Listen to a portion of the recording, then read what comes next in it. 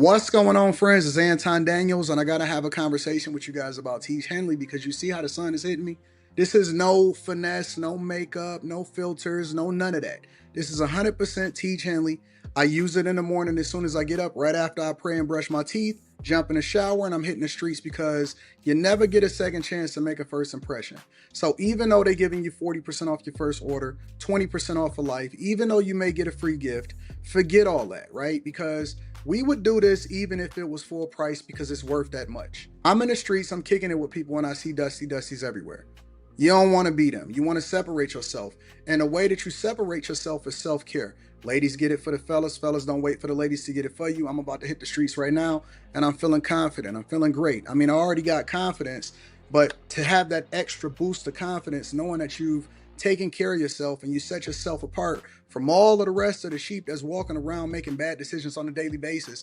And it's reflected in their actions. It's reflected in the products that they use. It's reflected in the people that they follow. And so if you're trying to level up, if you're trying to make sure that you look good, they're going to send you the pack. They're going to give you all of the instructions on how you're supposed to use it. Then make sure you get your Teach Henley. Again, 40% off your first order, 20% off for life. Get your free gift. Make sure you tap in with your boy Anton Daniels because Unc is never going to lead you wrong. I would never have you use a product that I don't use myself. Again, they've been rocking with me for a long time. Make sure you get your Teach Henley. I love you. I appreciate you. I'm going to holler at you guys later.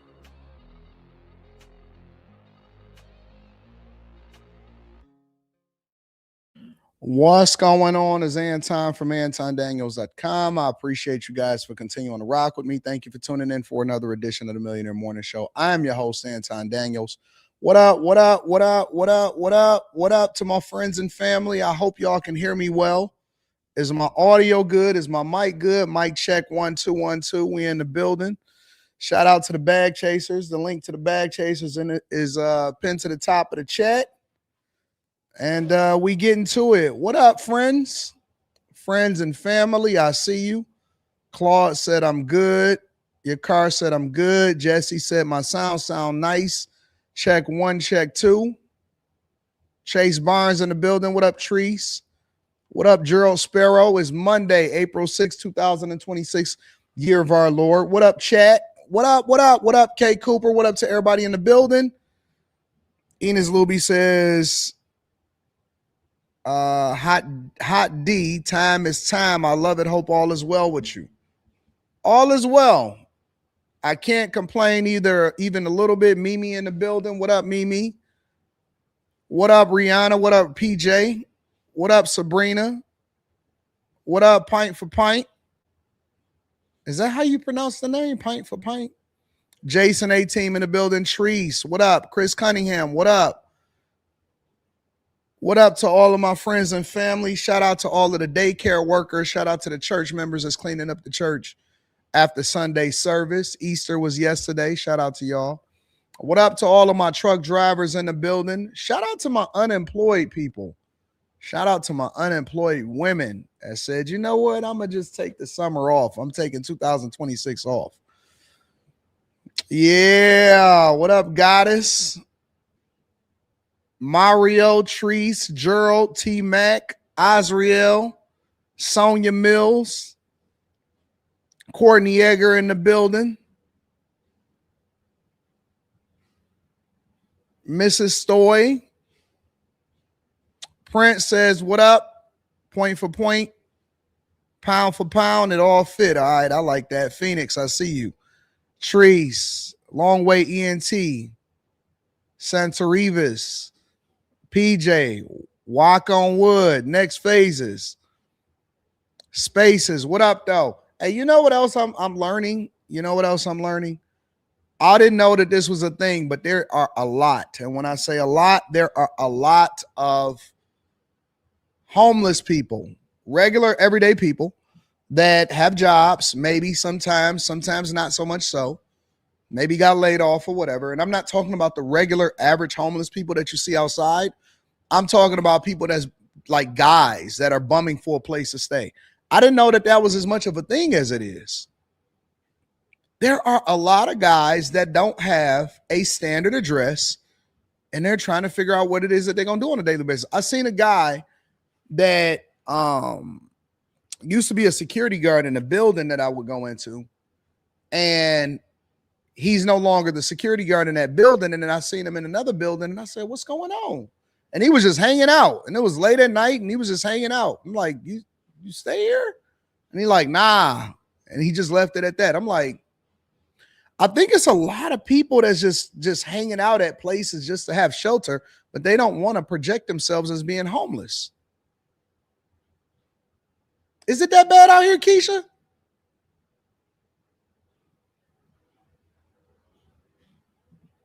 And I'm not dissing at all. Like, I'm not saying that, oh man, this is a like, I'm empathetic. I'm not saying that, it's something that, like, I'm not going off on it. I'm actually on some like, yo, what's going on? What's happening out here? I hear it's a lot of people that's in their cars. People just winging it. They DoorDash in the daytime and then they try to figure it out at night. Hey man, listen. I went into a video the other day where it was women that were complaining about the fact that they had to work in corporate America, and they were saying that corporate America is sucking their soul out of them. And I'm like, yo, y'all need to be hold on, let me see if I can find it. I might not be able to find it anymore, but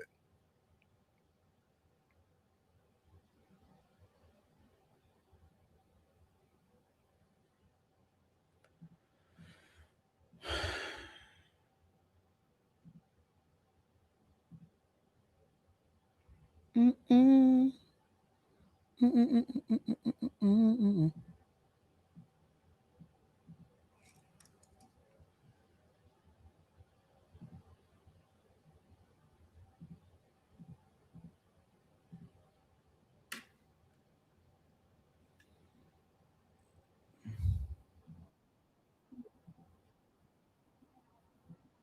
A wife goes to work 8 hours a day in an office. The kids go to school 8 hours a day. Everyone feels like they're in a prison institution between the hours of 8 to 5, under yellow fluorescent lights, typing all day long. Then everyone finally comes home, burnt out. The kid has like 3 hours of homework and sports, and you get maybe 2 hours with your family before bed.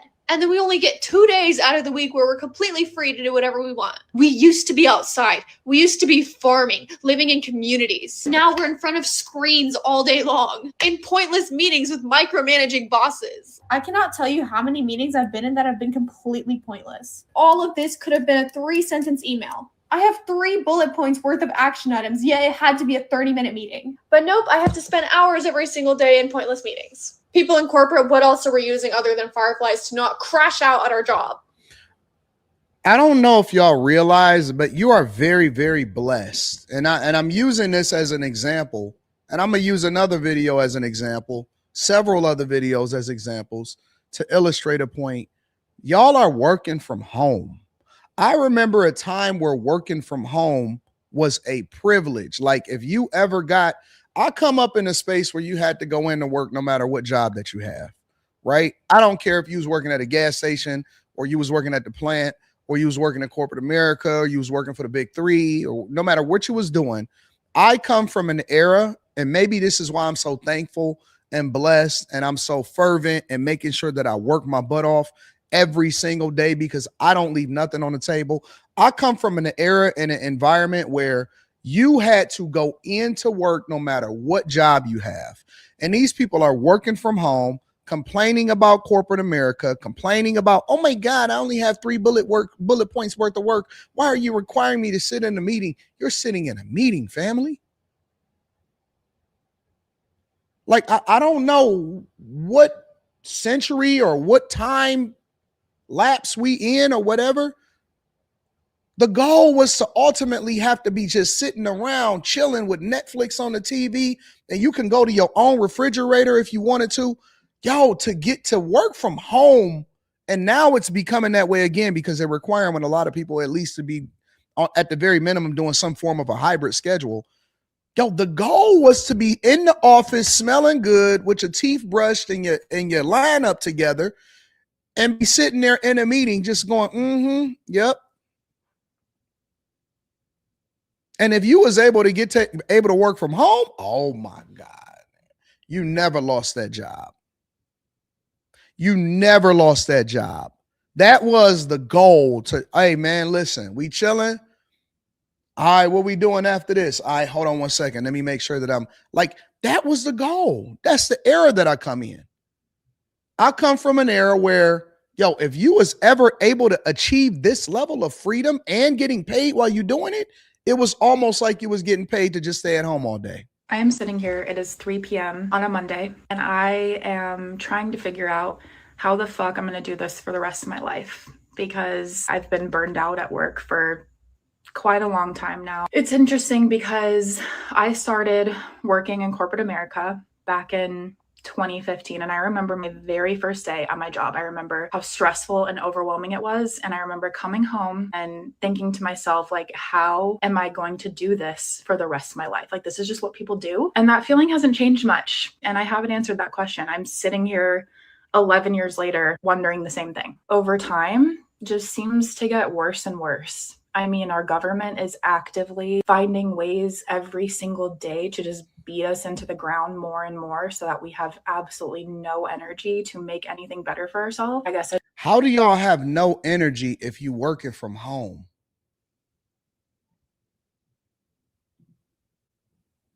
What does that have to do with the government? And I have no problem with holding Congress accountable. I have no problem bringing to the forefront of the congregation what's going on internationally, whatever, right? How do you have no energy working from home? And what does that have to do with the government?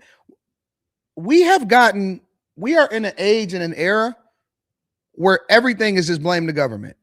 No matter what it is. Hey, man, listen, I'm tired at home, blame the government. Man, working from home is soul crushing in corporate America, blame the government. What is going on? What does that have to do?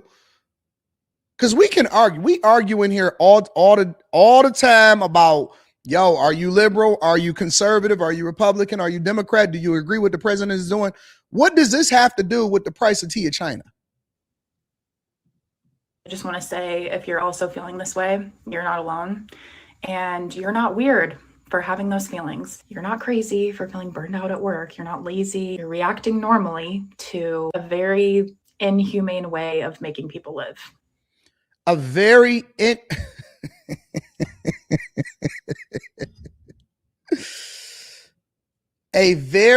inhumane way of making people live. You go into an office, you type, you talk, you interact with people.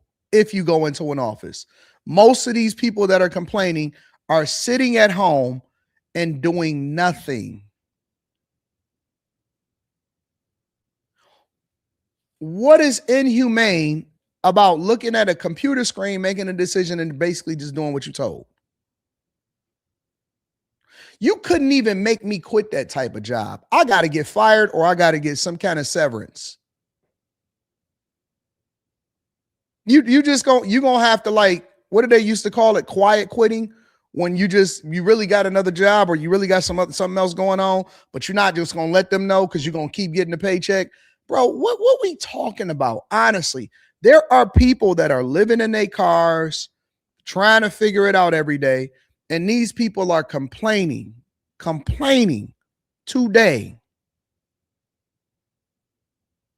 I don't get it, bro. I am so confused. And so, they're building a JW Marriott, literally next to the place where my corporate apartment is, right? And I see construction workers coming out of that joint every day. And I watch them as they bring that building up. I watch them bring up the building that my corporate apartment is in. And I watch them bring these buildings up all the time, from the ground floor, digging it out, excavation. And I see the marvel that comes along with it. And you know what I don't see at those job sites?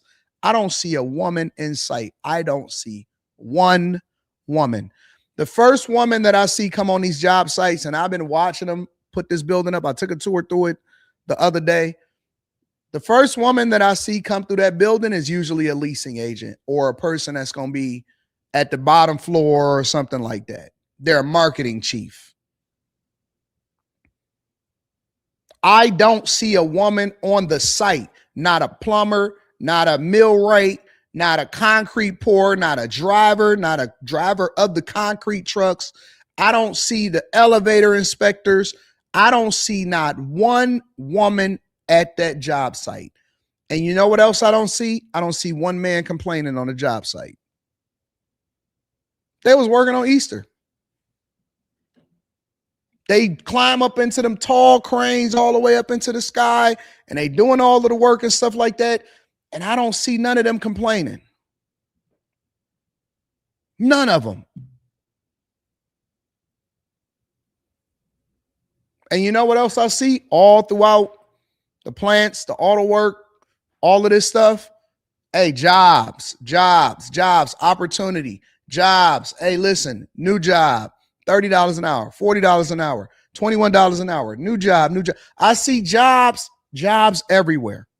And then I get on the internet and I see women say, oh my God, I've applied to 5,000 jobs.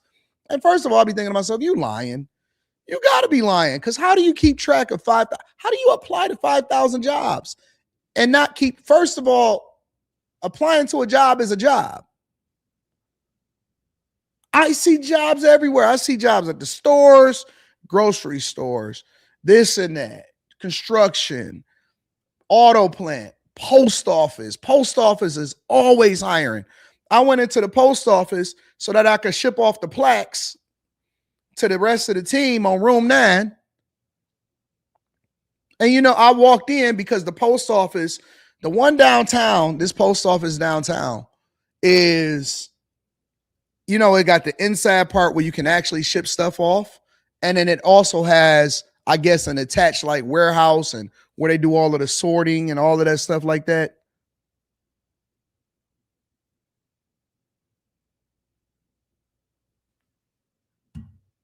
And I'm like, and I walk in because I was going into the wrong door. And she was like, oh, you know, you go into that door over there. I said, okay. And I hear women. It's just two women looking frumpy, arguing. Girl, gossiping. Girl, because I can't believe she said that to me. And I said, oh my God. Ain't much change. Ain't nothing changed. Ain't nothing changed.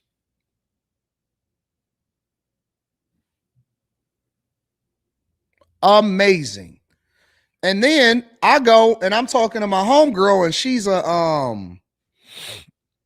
she's one of those girls where, you know how you get the job and then the job sends you to go do a drug test to make sure that you're not on cocaine or meth or something like that. She said, Anton, these guys, a lot of times they come in here and they always trying to get me to give them the hookup. And I said, what do you mean get you to give them the hookup? She said, they always trying to get me to try to cheat on a drug test because they can't pass the drug test. I said, what are they on? She said, they on coke. I said, what you mean? She said, Anton, she said, I find cocaine in people's systems all the time. I said, impossible. I said, I didn't even know that was a thing. She said, Anton, everybody is on coke today. What? What? No way. No way. She said, Anton, I find coke in people's systems all the time. And then the guys try to act like, oh man, what is going on? No, whatever. I said, wait a minute, they doing bumps? I said, when did it change? When did it switch from trees to coke? She not lying?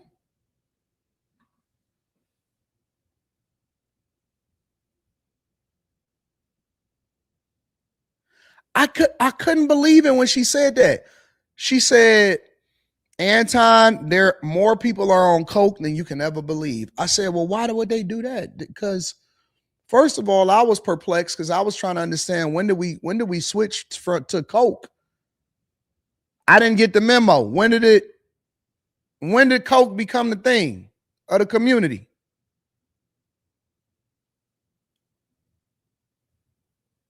That was the first thing that I was concerned about. The second thing that I was concerned about was, and I was like, yo, they not scared of the Fenty?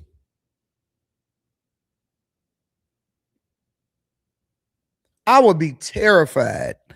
Anything that could possibly be laced or got Fenty in it, I would be terrified. The original dope fiends can't even handle the Fenty. This ain't the 70s. This ain't the 80s. You don't know what they chopping that up with. That ain't pure.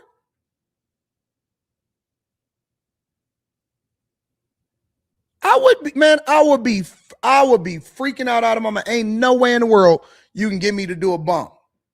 Ain't no way in the world that you can get me to do a bump today. Nope.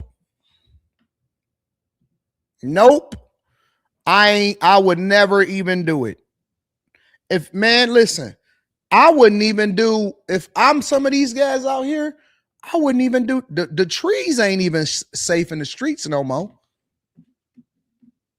I never thought I'd see the day where I see guys, my homeboy, he won't even buy on the streets no more. He said, man, I go straight to the dispensary.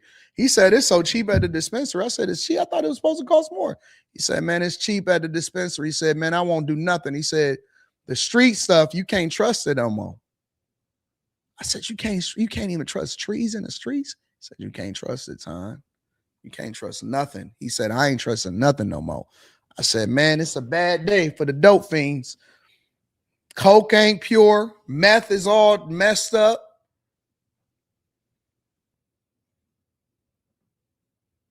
It ain't even safe for the dope fiends no more. I haven't seen it on Naka. You said, have you seen the commercials?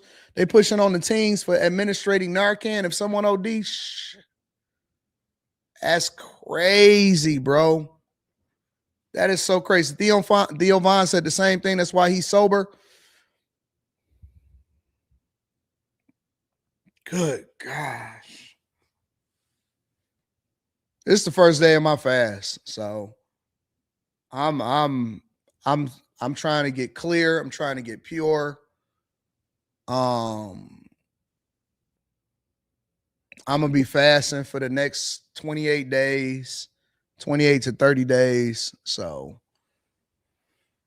yeah, man, I can't, bro. I gotta get high off life. Life is already awesome. Life is already good. You know, I can't, bro. I can't. We already got too many things that you can get caught up in a drive-by. I'm not about to be doing no bumps too, bro. Somebody said you ain't supposed to tell people you're fast. Why? When is it? Is it a requirement against? Is it a requirement against telling people about the fact that you're fasting? When did that become a thing that you can't tell people that you're fasting?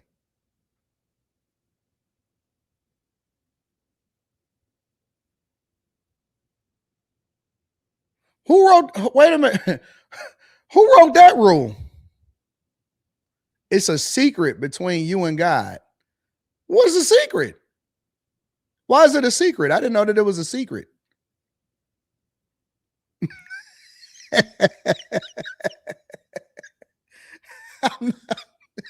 didn't know it was a secret.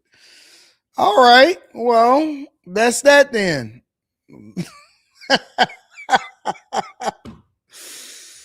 Oh, Jay says, what's your fast consist of? I can't say it no more because it's a secret. Apparently I can't tell you. So it doesn't even matter. It doesn't matter because it's a secret. So I can't tell you. Let's go ahead and get started with the show, man. This is so funny. This is hilarious. I'm keeping my secret to myself now. It's a secret. Just a brown girl in America says, good morning, Anton in the chat. Can you all wish my miracle twins happy birthday today? They the Big 10. Happy birthday, twins. Happy birthday, twins. Yeah. Wait. First of all, Jess says, I don't know why he's laughing. All right, y'all don't even know. You don't know if I'm fasting for spiritual reasons. You don't know if I'm fasting for health reasons. A fast is applicable outside of just your spiritual realm. Y'all do know that, right? Like, people intermittent fast on a daily basis on food. People go into spiritual fasts to get more connected with God. Man, you know, the internet is something else, bro. The internet is something else. It is something else. I'm not going to do it. Shout out to the Miracle Twins. Happy birthday, man. I hope y'all have a phenomenal 10th birthday. Shout out to the twins from my girl, Just the Brown Girl in America. Yeah, shout out to you. Coach Chris says, if a business is just as productive and profitable, what's the real point of going into the office? Doesn't it save businesses money to work from home? Not necessarily. It depends on the business, and you can't evaluate. I'll give you an example. Let's say, for example, I say I want my editor to be working with me, or I want my producer to be around me, right? And you say, well, I could do that from home, possibly, but I believe that me communicating in real time the thing that I want will actually be better and make for a better product. Let's say, for example, I do panels, right? I do panels on after hours. I do panels out of convenience. Joe Budden does in person. I actually think the in person is a lot more vibey, is doper, is better. And I think that it could be more, you know, it creates a better product. But you could do it from home. In person is always better. And you can't tell the employer how they should run their business. I have never seen a business run better remotely than it is in person. Ever. No business. Working from home is a convenience. It's not a better option. I think we got enough data and enough experience to be able to make the distinction between the two. Chris, great question though. Chris Cunningham says women advocated to work, now they're reneging. Messi says, I want to wish my skillet, your car, a happy belated 53rd birthday. Best mod on YouTube, all love. Wait a minute. You ain't tell me that it was your birthday. I got to send him a gift.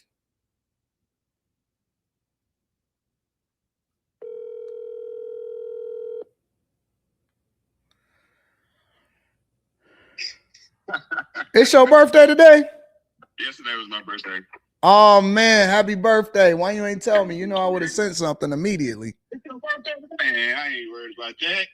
All right, bet. I got you. As soon as I get off the live stream. All right, peace. Happy birthday to the best teammate ever. I ain't even gonna say mod. I'm gonna say teammate. Best teammate ever. Shout out to my dog, your car.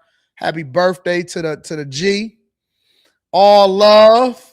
Wyatt says first time back in a day and a half. A bird got me from bagging up. Man, listen.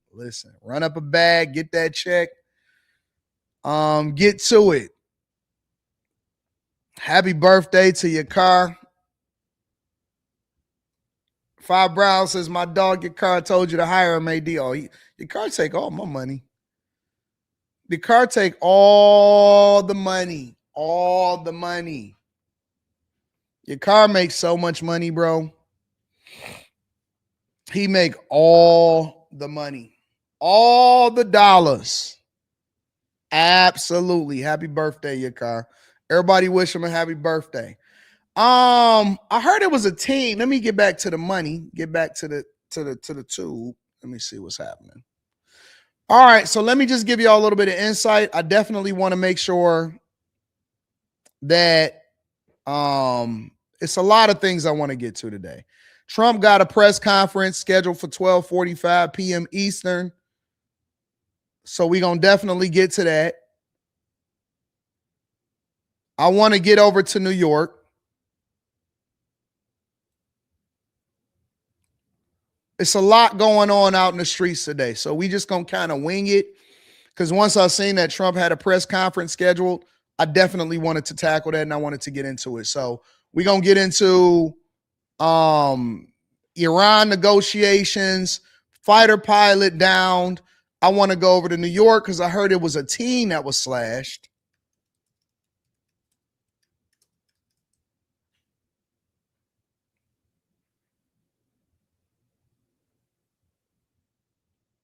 It's a story.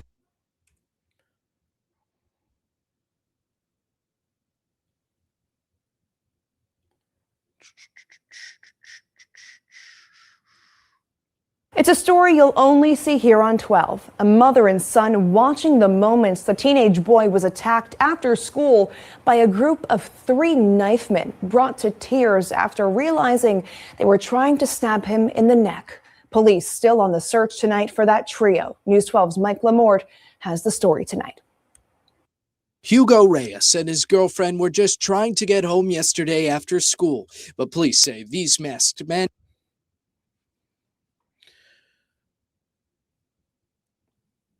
This is why I don't sit with my back to the door. I'm gonna get to this whole article and stuff in a second.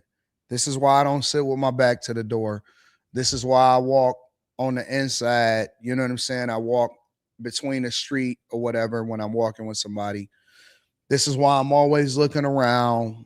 You know what I'm saying? I'm being situationally aware. I'm paying attention to my surroundings 100% of the time, because you don't know what people are on.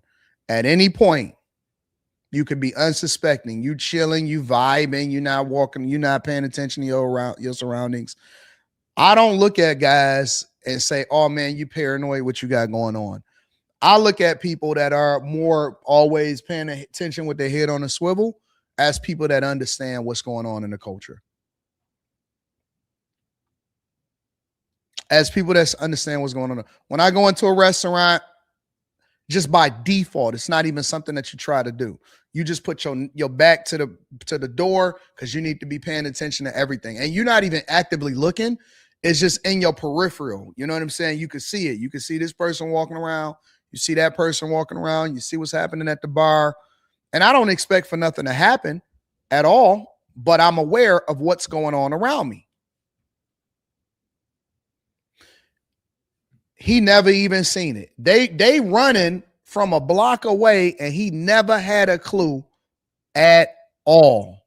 He never had a clue. And let's be honest, he shouldn't have a clue, because we shouldn't have to live in a society where somebody is worried about getting stabbed on the streets of New York in the daytime. New York is the most populous city. It has over 8 million people plus visitors that live there and visit at any given moment. It don't matter whether you in Manhattan or whatever.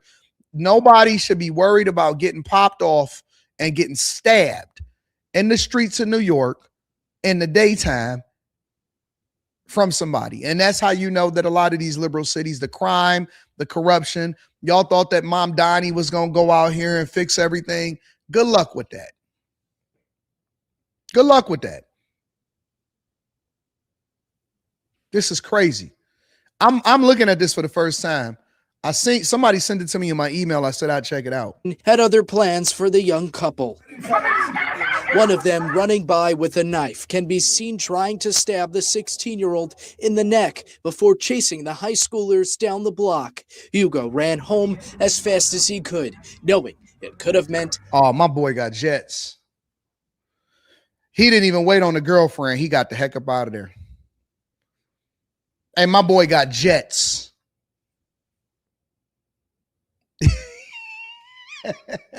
Why is the girlfriend running towards the killers too, instead of running away? Running away? What the heck is going on? Why is the girl chasing the killers? Trying to stab the 16-year-old in the neck before chasing the high schoolers down the block. Some of y'all have zero instincts. Y'all have zero survival instincts, bro. Zero survival instincts at all. I don't, man. You think the chick is setting him up? No, seriously. Some of y'all don't have no survival instincts. What are you doing? White girls always run towards the danger.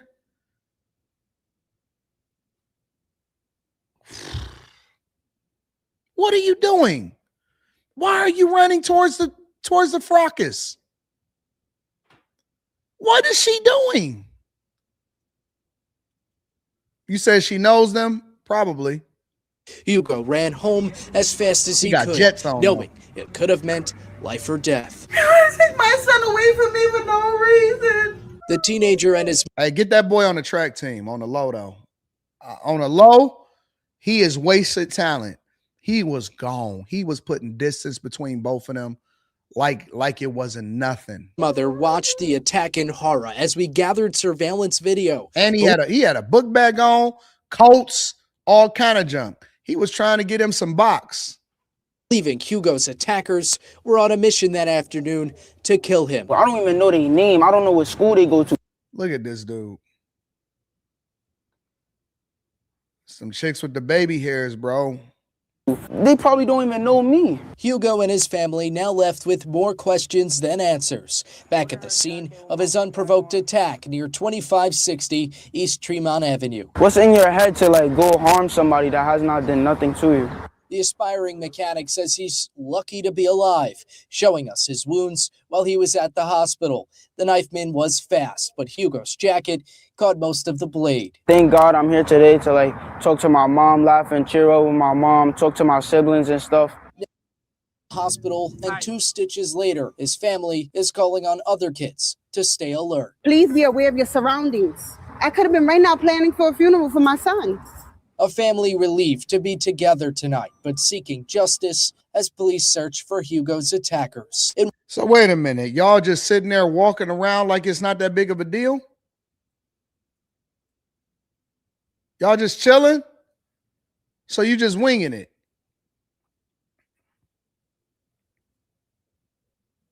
They just walking on the streets and just chilling, got their face all out there, talking about, I don't know who it is. What? Nah, dog. Nah, something is up. Something is wrong. Something is up with this. It just, honestly, none of this is making sense to me. None of it is making sense to me. So you just hanging around and you in the same spot that you was in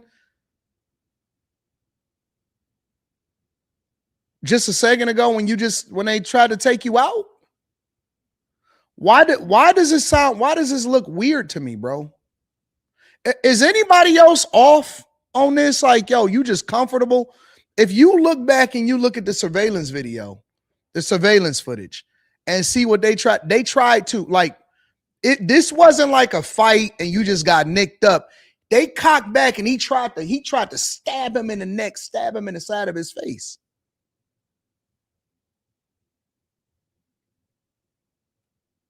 The dude tried to take his whole head off with the knife. And y'all just chilling, hanging out? Man, somebody get a daddy in here somewhere, bro. Somebody get a daddy in here. Somebody get somebody in here that can make a better decision. If that's his girlfriend, for example, right? I'm gonna mine this out for y'all. Don't worry about it. I got you.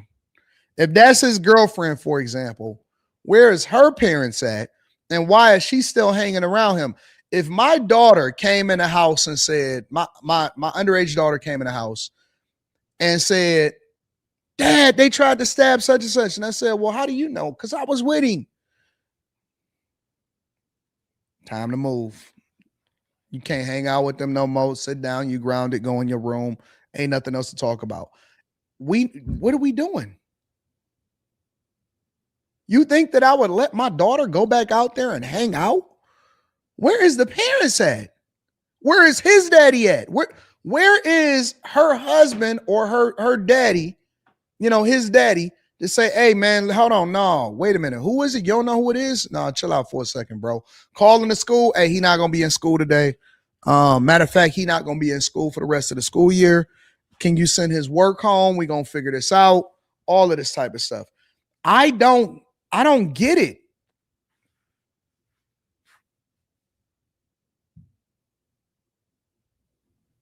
I don't get it. Is it just me? Am I off? Am I moving? Am I missing something here?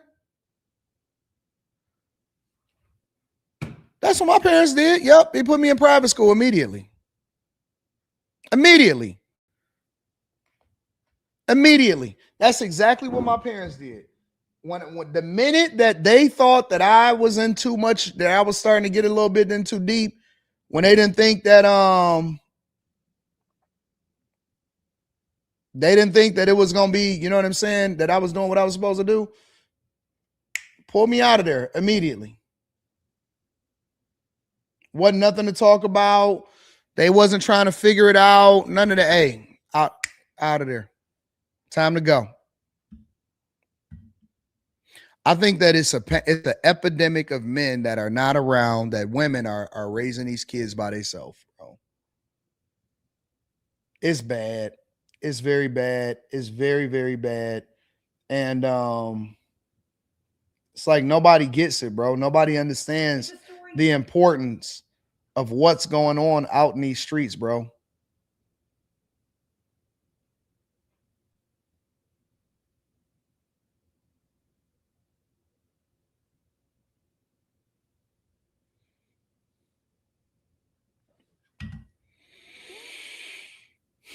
They was trying to take him out. They was trying to kill him.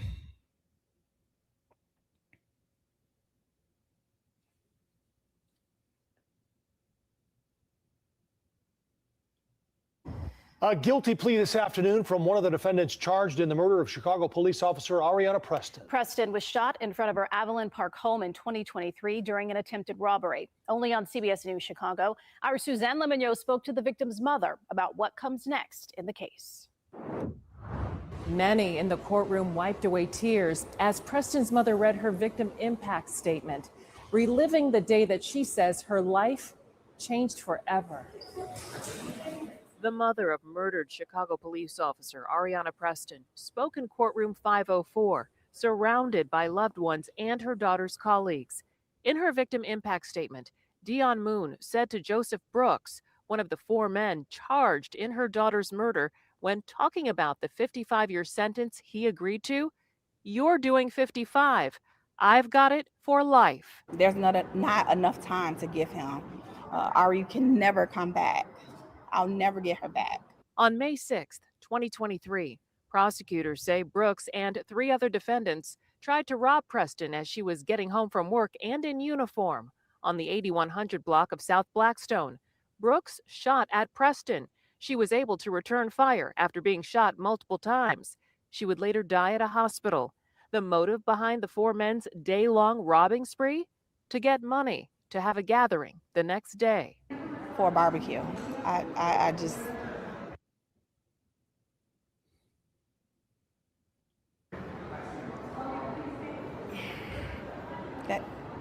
That's just... It's not... I have no words. Prosecutors say Brooks's DNA was found on shell casings at the scene and his cell phone pinged at crime scenes. He addressed the court telling Preston's family he was sorry, saying, "I got caught up in a fast life. I never meant for Officer Preston to lose her life." Preston was just starting her career as a police officer. The 24-year-old was also days away from earning a master's degree in jurisprudence from Loyola University School of Law. I actually covered this story a while ago when this first popped off and this first happened. I covered this story and I brought it to light and I asked the question then and I said, why isn't the community talking about this? Why aren't Black people rallying around this young Black woman who was getting her master's degree, who was a police officer in Chicago? And how come nobody brought visibility to it? How come Roland Martin didn't talk about this one? How come Don Lemon wasn't on it? How come Joy Reid? This was before Joy Reid got fired when this happened. How come Black Lives Matters is nowhere to be found? How come Umar Johnson wasn't bringing this to the forefront? How come the Black community didn't rally behind her and say, hey, we need to really hold people accountable for what goes on with this woman? I remember I covered this on this channel. I covered this story. And see, I wanted to make sure that I came back to it because I always try to remember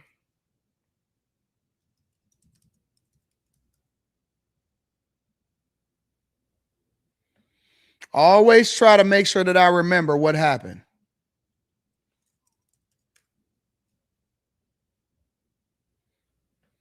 I'm looking for the date that I actually covered this. Let me see something.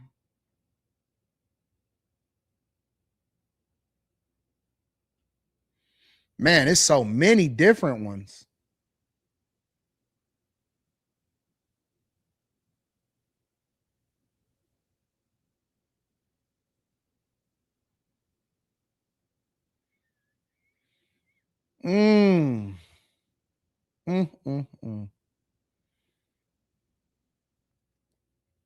Yep, I covered this.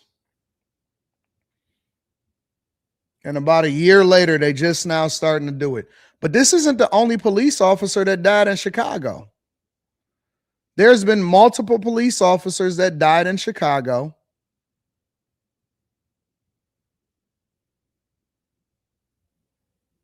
And women.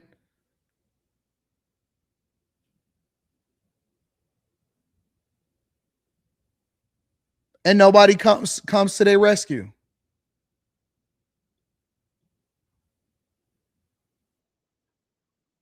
It's crazy.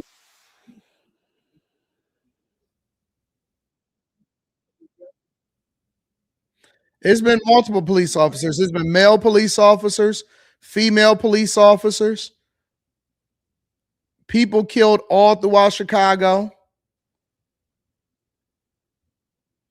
And what I also remember is that they told Brandon Johnson don't show up at the funeral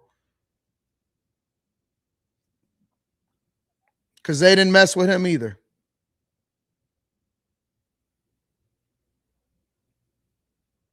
It's so messed up, bro. So messed up, bro.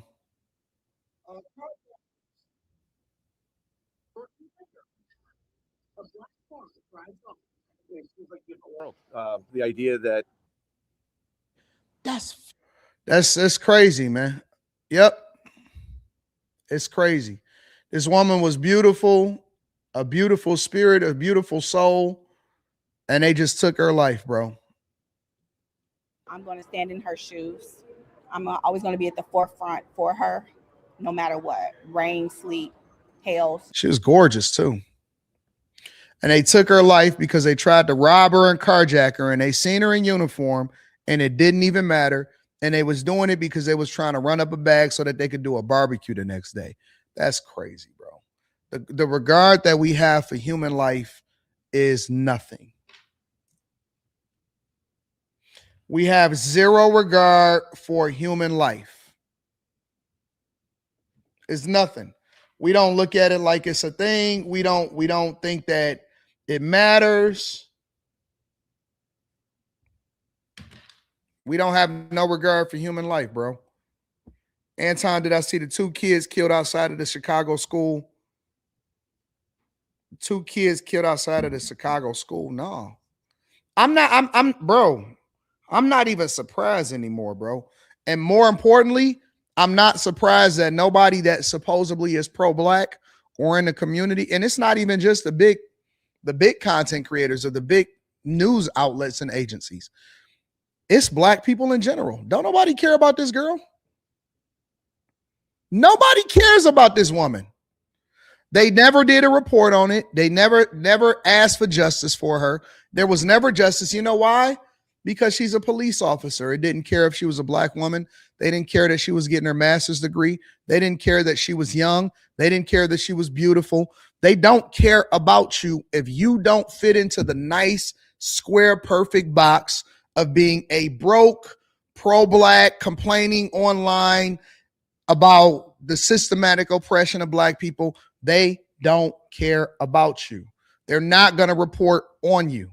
It's not about black lives. It's fitting into the narrative and the agenda. Don't matter how pretty she is. None of that stuff matters. It doesn't matter. If something happened to you today, they wouldn't check for you. If something happened to me today, I'm expecting for there to be a celebration, a hate train.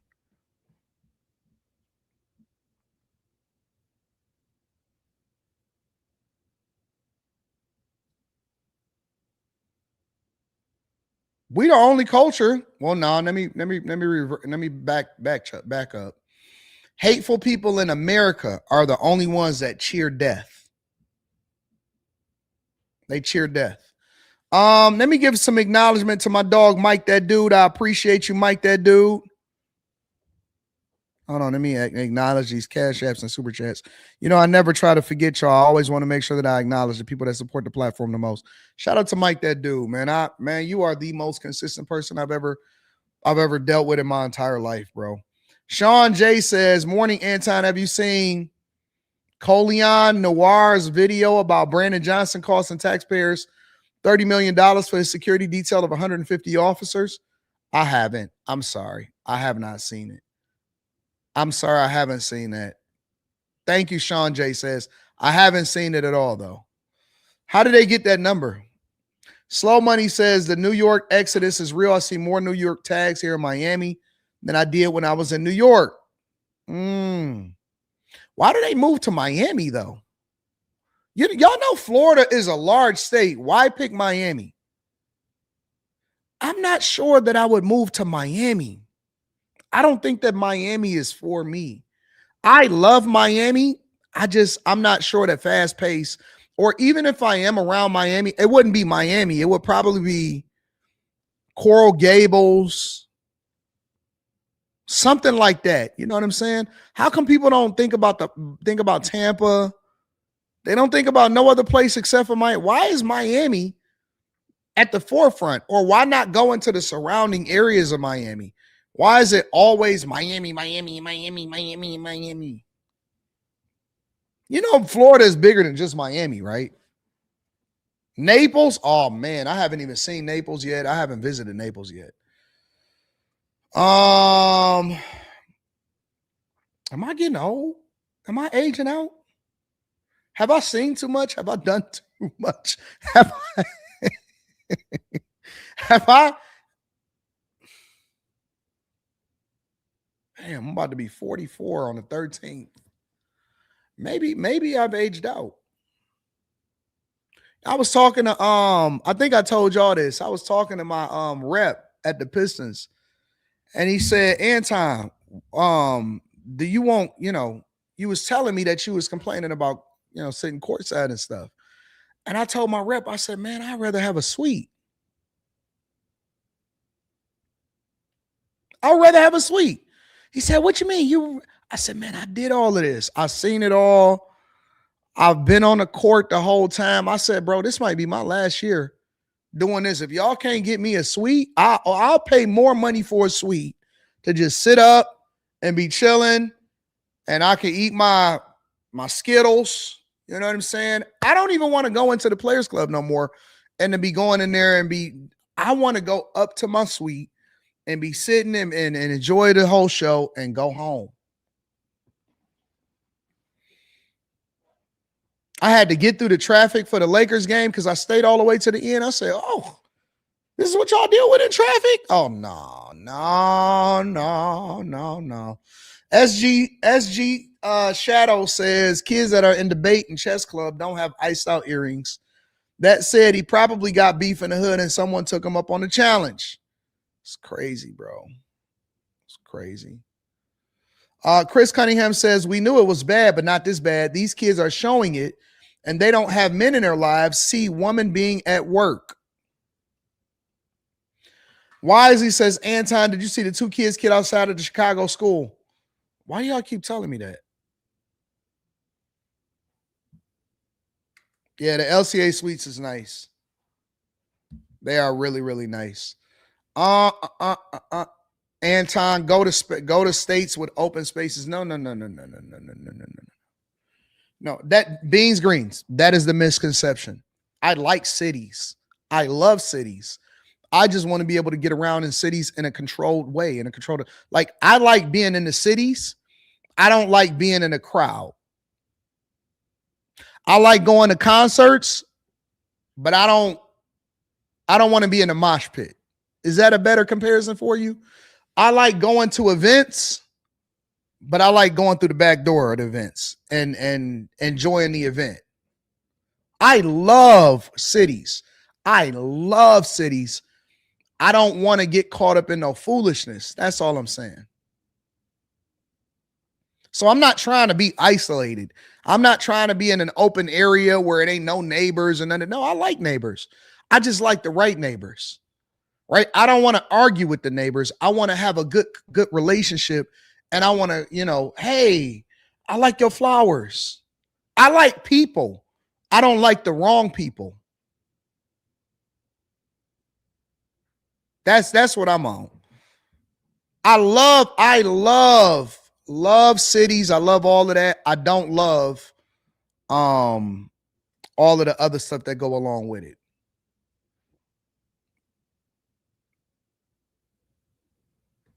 That's all. Sometimes I don't need the visibility that go along with it. I just like enjoying life. One more thing that I want to tackle before we get into the politics aspect of it. Oh, snaps. Hold on.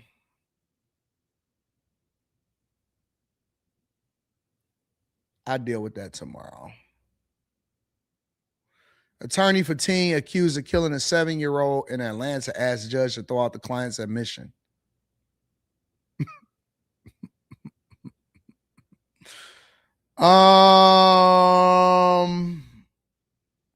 Before I get into that, let me see. Who top story? Qasim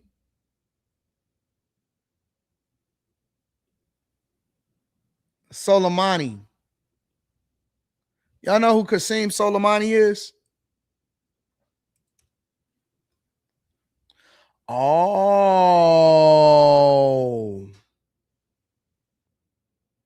So that's the Iranian Guard's leader. He the guy that got killed. So his niece and the grandniece of him have been arrested. Or they've been captured by ICE. All right, I got to tackle this. Make sure y'all hit a like for the algorithm, subscribe to the channel, and turn on your notifications.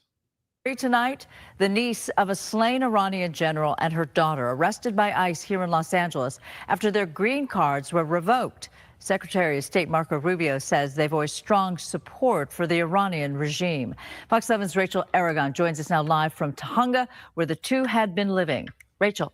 Yeah, with the war in Iran escalating, continuing as we speak right now, Susan, a DHS spokesperson recently stressing that holding a green card here in the U.S., they're calling this, of course, a privilege. They also stress that anyone who poses a serious threat with that status could risk having their legal status here revoked.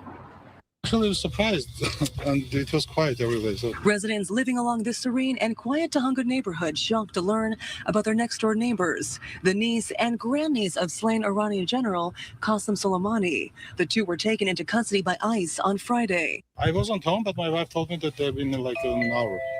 These are photos of Hamadish Soleimani Afshar, identified as Soleimani's niece, and her daughter from their Instagram accounts. Secretary of State Marco Rubio said he revoked their green cards, citing Afshar's vocal support for the Iranian regime and social media posts celebrating attacks on U.S. military personnel. Rubio. Why would they do that? Why would they do that? Like, why would you bring visibility to yourself? And you already know that it's a possibility that they can stop you and they can take your green card. And so you over here and you posting. Social media is a gift and a curse. It's a blessing and it's the worst thing for some people. This is almost like the YNs that go like Pooh Shiesty and them when they rob Gucci Mane and then they start putting all of the jewelry and stuff that they got on the internet. Clout is a hell of a drug and it's a hell of a way for you to get caught up. More people. Because do you know how hard it is to not stunt? Do you know how hard it is to not talk about your enemies and to say, yo, I want them done or I want them killed or I'm not feeling them and all of that? It is hard to not pick up this device right here and say what you really mean and mean what you really say. It is difficult for most people to not voice their support. It is hard. It's hard for people that get into it with their girlfriend and not post, hey, man, go online, these hoes ain't loyal, and then put it in their story. It's hard for people to not say what they want to say when they want to say it, especially on Instagram and Facebook. It's hard because they want the other people to know. They want even if everybody want to say, yeah, man, these hoes ain't loyal. They want the other person to know that they posted these hoes ain't loyal. It's hard for people to, when they rob somebody, they don't just want to rob them and get their stuff off or take their stuff and sell their jewelry. They got to post the jewelry online and see, he ain't what he said he was. And then you basically, now you got to get arrested for robbery and kidnapping.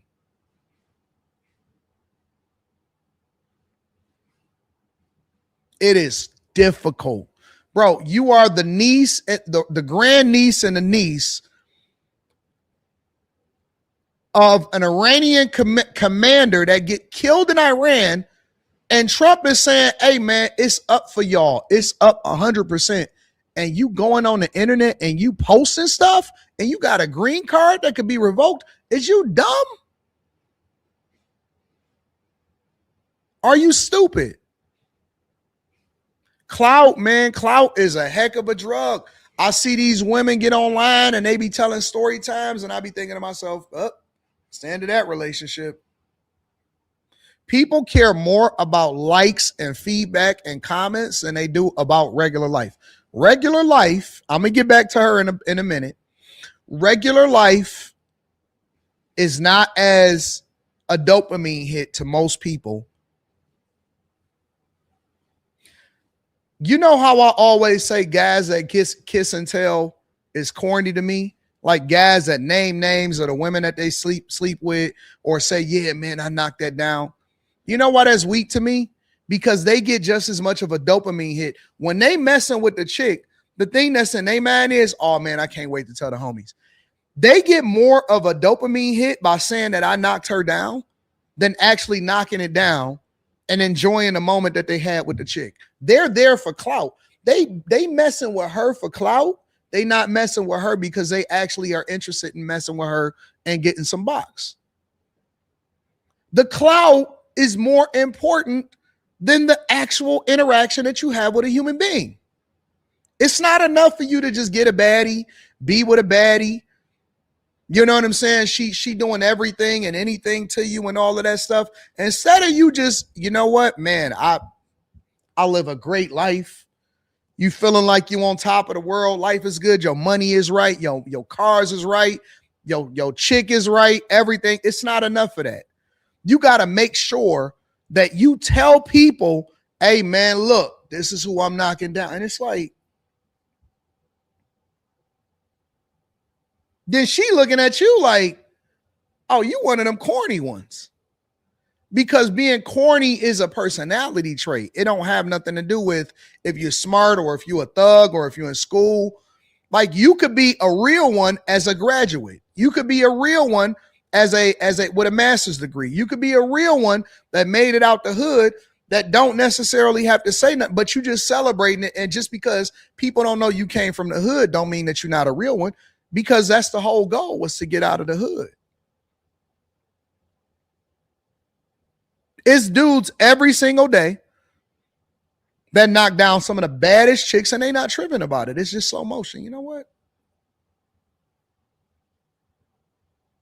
But it's the ones that got to let you know, oh, man, nah, man, isn't that? It's like, bro, oh, you one of them. And I'm telling you, clout is a drug. Fame is a drug. And people that don't know how to handle it, you're going to get your green card revoked. This is why Senator Rubio is revoking their green card, because they had to show support for the Iranian regime. Saying on X that until recently, the two have been living lavishly in Los Angeles.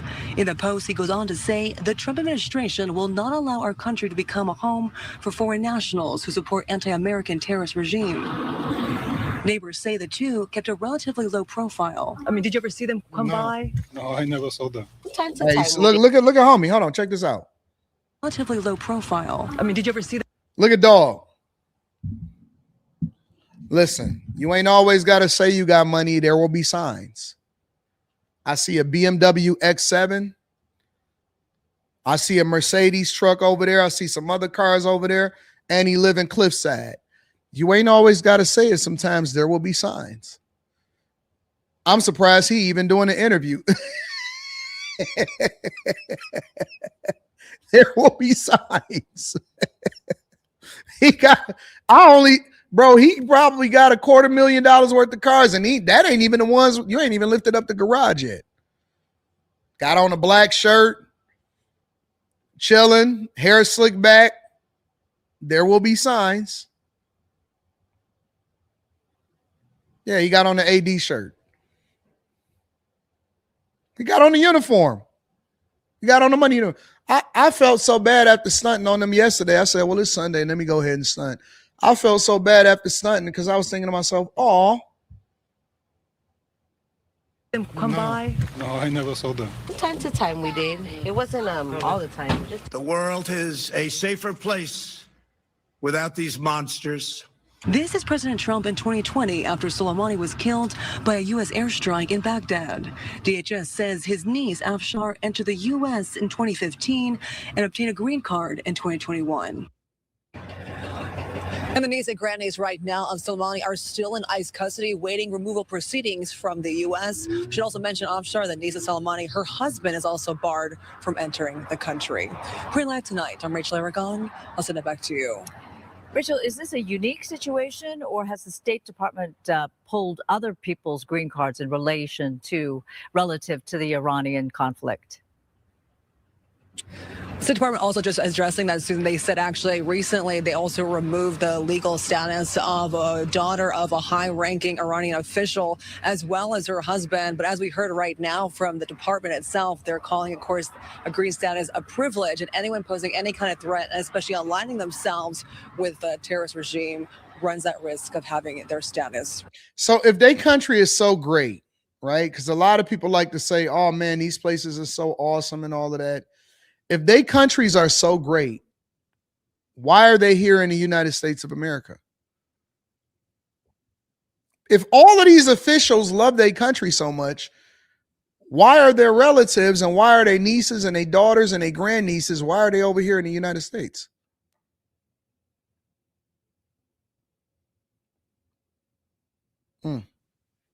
Just a thought. Just a thought. Because I'm just wondering, just wondering. Make sure you guys hit a like for the algorithm, subscribe to the channel, and turn on your notifications. What up, Anton and the Chasers? Can you drop that Mom Donnie rap song for one time? For the one time. We got to wait till we do a Mom Donnie video, and then we're going to bring Conda. You know what I'm saying? We're going to bring that back to the forefront. Nicholas says, Rubio Daniels 2036. Hey, make sure y'all tap into the Patreon. Link is in the description. Teach Henley, 40% off your first order, 20% off of life. I'm trying to figure out how I want to do this because I know that in about 50 minutes, Trump has a scheduled press conference that I'm going to probably live stream because I want to see what he's talking about, specifically about the about what's going on with the Iranian war. And so I'm trying to reserve tackling that aspect of it. And I'm going to probably try to wait. So I'm a back burner that. Mr. Law says you come talking that trash, they'll pull your car, want nothing in life but to be legit. Shout out to Mr. Lot. I love you, bro. Thank you, my friend, for supporting the platform. I think I'm a backdate that. What is this? 18s arrested in DTS fights break out despite curfews being in place. Says he was afraid for his life as he was attacked by a man who he stopped to help on the side of a Central Florida expressway. That man is now in jail facing multiple charges. This happened Monday morning on the 429 expressway near the Seidel Road exit in Winter Garden. West 2's Justin Shecker talked with the victim. I don't want to lose my humanity. We're put on this earth to help each other. And that's exactly what Hans Hamilton tried to do Monday morning on the 429 expressway in Winter Garden.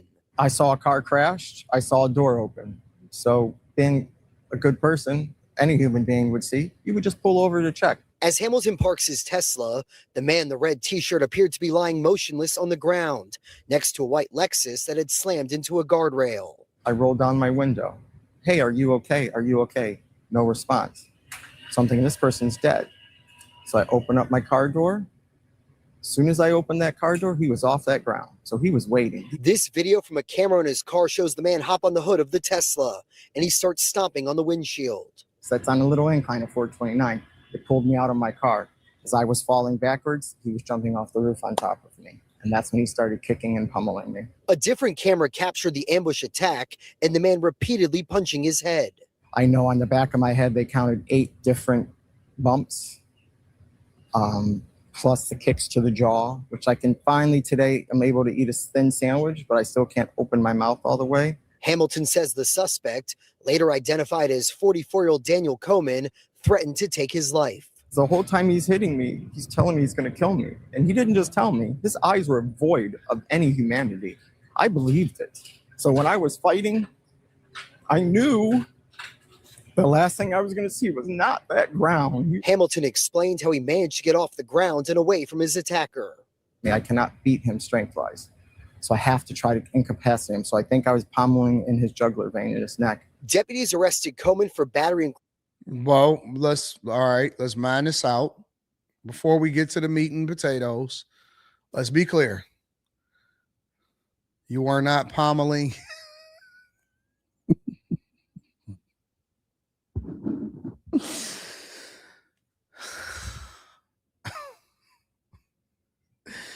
You did not pommel the veins in his neck at all, bro. I'ma be real. All right. There was no pommeling of his neck.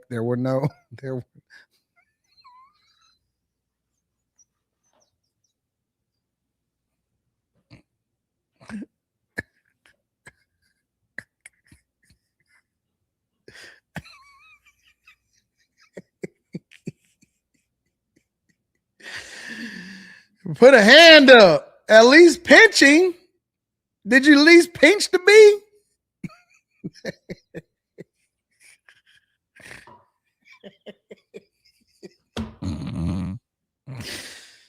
Oh, you win some, you lose some, but this was not a no, dog. You're not about to and pummeling me. A different camera captured the ambush attack, and the man repeated. Where? I don't see no fight.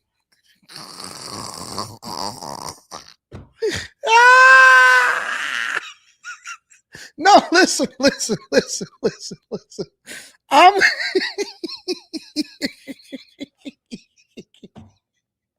I'm going to get to because it's not right. And this is why we are more skeptical about being good Samaritans.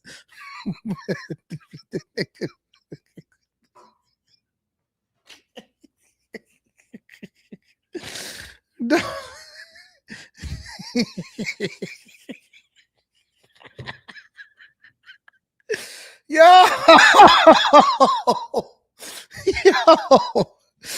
oh man, this was not, you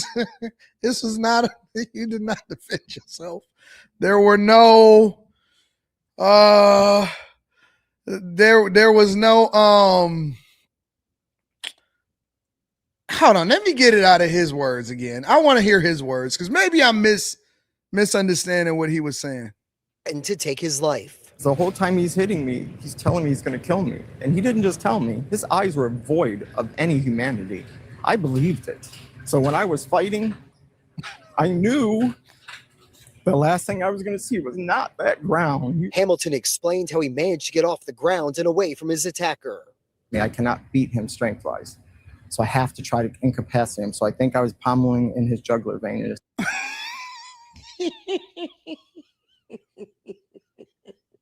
You know what?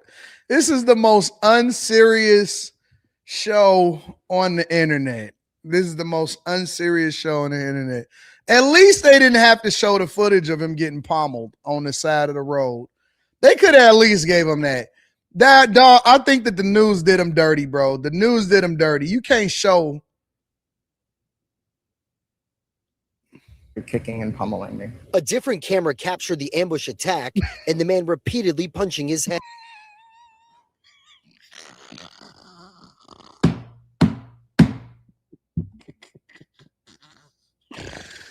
Oh, you was fighting what?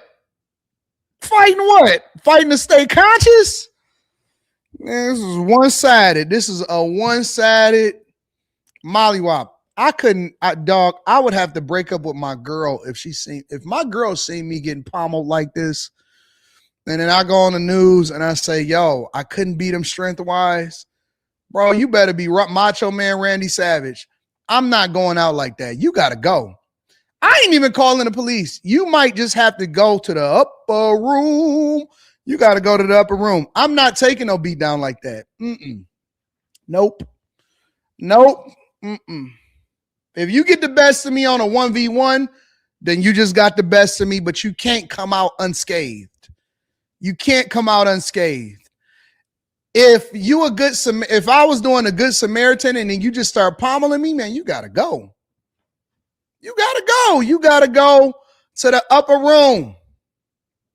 You got to go to the upper room. Somebody got to go, bro. And they putting it on the internet from the Tesla footage. The Tesla footage is showing it. This looked like this ain't even from the Tesla. This looked like somebody set up a camera.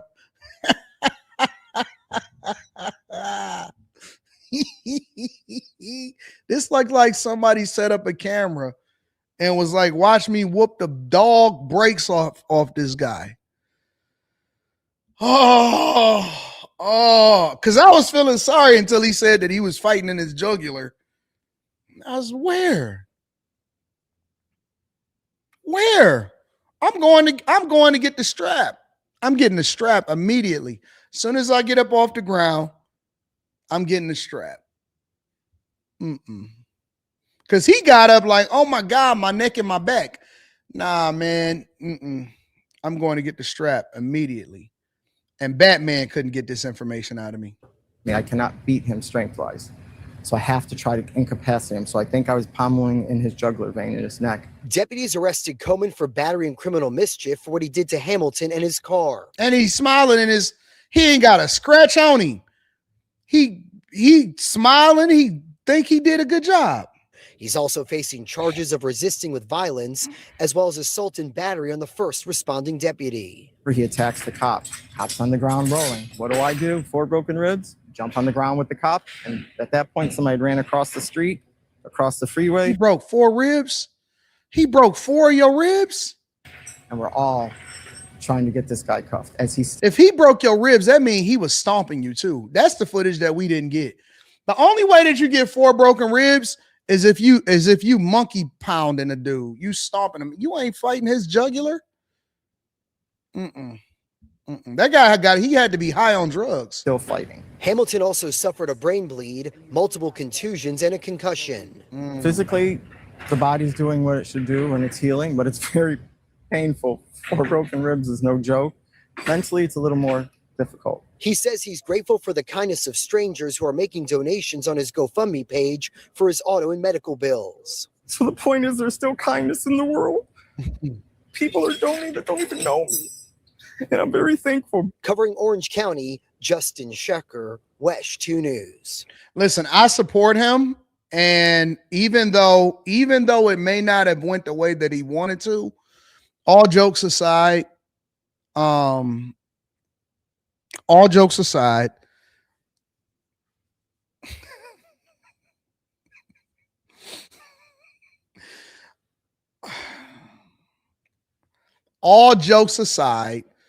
this is why people don't help people no more, bro. This is what, honestly, we have become a broken society to the point to where you don't even feel comfortable helping nobody no more. I'm only thing I'm gonna do is call the police. Ain't no more good Samaritans, because next thing you know, you might be in a fight of your life. I'm trying, Justin. You might be in a fight of your life. I see a domestic dispute over there. You know what? Yo, it's something crazy happening over here. Y'all got to get police out here immediately. Let's get the police out to such and such and such and such. Because I see this guy and this girl. He look like he getting the best of her, but they fighting. And then I'm gone. not even going to stick around to find out what happened. I'm not going to try to be Captain Save them. I'm not doing none of that. I'll ride by. I see a accident. If I seen that dude on the side of the road, yo, it's an accident where a guy's laying out on the side of the road on the highway. Y'all need to get somebody out there immediately. Get somebody out there immediately. And I'm still riding. I got a destination to get to. It's a reason why we got police officers and we put things in place, because this is what happens. Next thing you know, you're the victim. You're the victim. Get somebody out here to get this situation fixed and to get this thing done. I see a guy laid out on the ground. I don't want to be in the way of a situation. I'm not trying to get caught up. I'm telling y'all, it's different now. I see y'all women. I see you ladies saying stuff like, oh man, we got to be a lot more vigilant, or we got to be, where did all of the strong men go? We chilling. Self-preservation. Y'all taught us that. Y'all taught us that we need to sit down, not get too engaged, and we got to make sure that we make it home at night.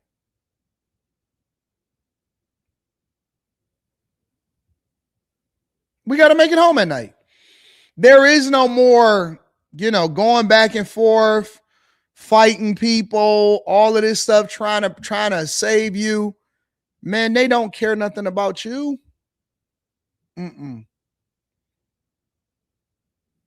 Nope. Because you can die and they're going to be right back with the person, and they're going to be writing them letters in prison saying, oh my God, I don't like it.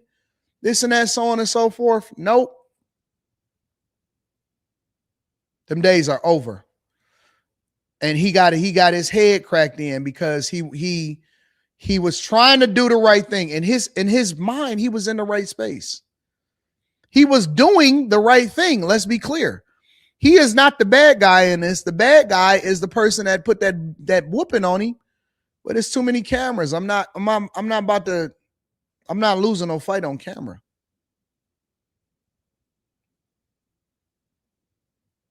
I'm not losing a fight on camera for you. I don't trust it anymore. And they've taught us, and y'all have showed us, that we can't trust you to do the right thing anymore. And so that's the reason why we walking away. I'm not doing it no more. So tell your sons, tell all of the guys that's out here in the streets that that's why we got phones. That's why we got police. That's why we got cameras. We're going to catch you on the back end, big dog. He tried to do the right thing. He tried to be a good Samaritan. Now he on the news and he was getting mollywopped.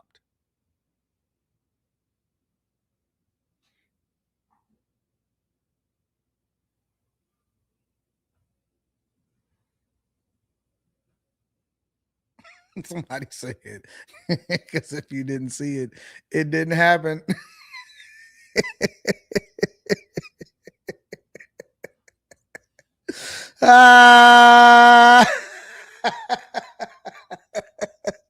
If you didn't see it, it didn't happen. Oh.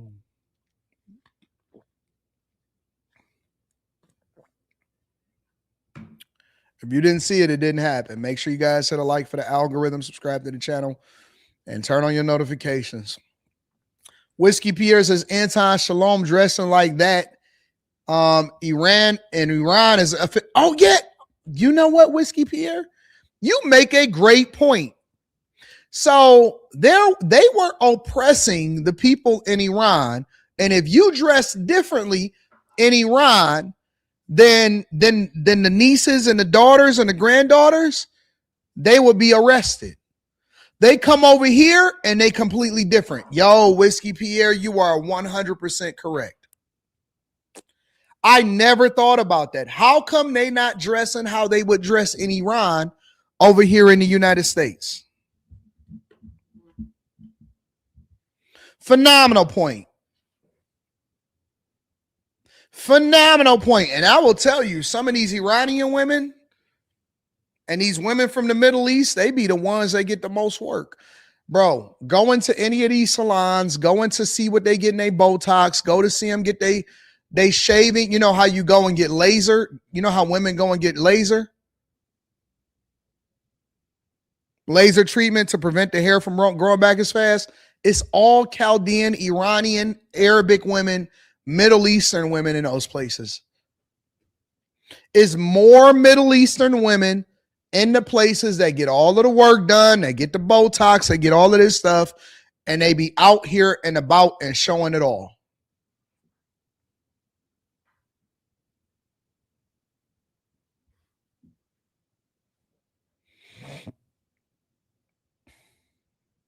Chase Barnes says, happy Monday, AD and peace. Remember this video that the man raised up like an Undertaker and started attacking the man? Shout out to Chase Barnes. Mr. Lott says he let that man pull him by the... let that man pull him by the comb over out the Tesla. He should have tucked and rolled. He should have bit his leg. You got to do something to get out of that, bro. You can't just sit there and let a dude just mollywop and just cock back and just go and cock back and just go. And you conscious? Nah, man, we don't do that. We don't do that, Mr. Lott. Chase says 80, the man was fighting for his life. He was getting fought on for his life. Wisely says, yeah, I'm not stopping from nobody. Me neither, bro. Manny Plays PC says, how can someone who's connected to terrorism get a green card? Mr. Lott says, you used to be able to go home and tell your girl that you got jumped by 7 dudes. Not with these cameras no more. Christian Black says, what up, though? Shout out to Christian Black. Me University says, I would trust AD to turn the fight in my favor. Courtney Yeager says he was using his head.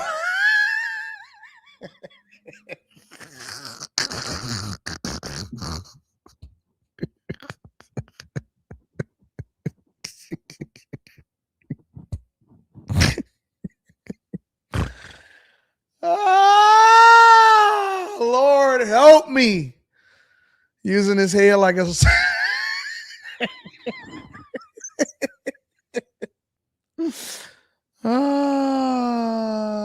Chris Cunningham says, I travel with the HUH with the and I'm calling the cops. F that being Batman stuff. Nah, I can't. I'm not going on nobody's Summer Jam screen. Duran Lee says, AD, all right, we call it a draw. Oh, man. Y'all are insane. Not in the middle of the daytime. No.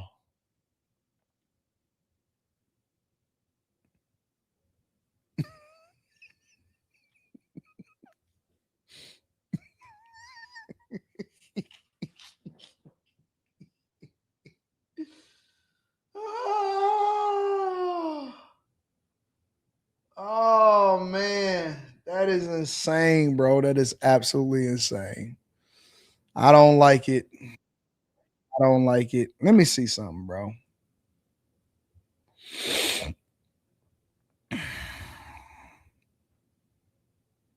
Let's get to the money and then we're going to go over to Trump. Well, starting today, hundreds of vacant city lots are now available for purchase. Yeah, and some will be sold for as little as $1. Regina Waldrop is in Englewood with more on that story. So this is all about combating blight and encouraging development. And this here, and what I'm standing in front of, one of the vacant lots that is up for sale. And I would fence it off and have more yard for myself, you know, so I can put a garden, maybe my grandchildren put a playground, something like that. You already got plans. Yes, I have plans. Cedra Allen's Inglewood home is surrounded by vacant lots. She's hoping to buy at least 2 of them to improve her neighborhood. I think it would be a great program, and I'm very interested in it. The city's vacant lot inventory includes about 7,000 properties, many of which were acquired through demolition liens over the last 50 years. More than 600 empty lots are now up for sale. At least 500 are available at market rates for new construction projects, 55 for affordable housing, and 66 for side yards, open space, and urban agriculture. Also available, up to $150,000 in construction assistance for some lots. Maybe I should look into it and buy a lot of some in the neighborhood, build some on it, generation. Let me guess, he's going to say generational wealth, right? Look into it and buy a lot of some in the neighborhood, build some on it, generational wealth. Or y'all got to stop, bro. Y'all got to stop with this generational wealth situation. Chicago has got thousands and thousands and thousands of vacant lots and empty land and dilapidated buildings. Ooh, y'all tried to keep this from us. Y'all tried to make it seem like it was Detroit. Detroit ain't dealing with this no more. This is a Chicago thing. Y'all got to stop with this generational wealth talk, bro. You have to. You got to, bro. That term is got to be left behind in 2025 and 2026. We can't keep using the same terms over and over and over and over again. We got to stop, y'all. We got to stop. Y'all don't even know what it means. Y'all just be saying anything, bro. Yeah, man, I'm a bad, generational wealth. I'm going to develop it. Well, what money? Well, what money? Man is worn out, Eric D. That term is like, yo, I don't even know. Do y'all know that in order to have generational wealth, you got to start with wealth?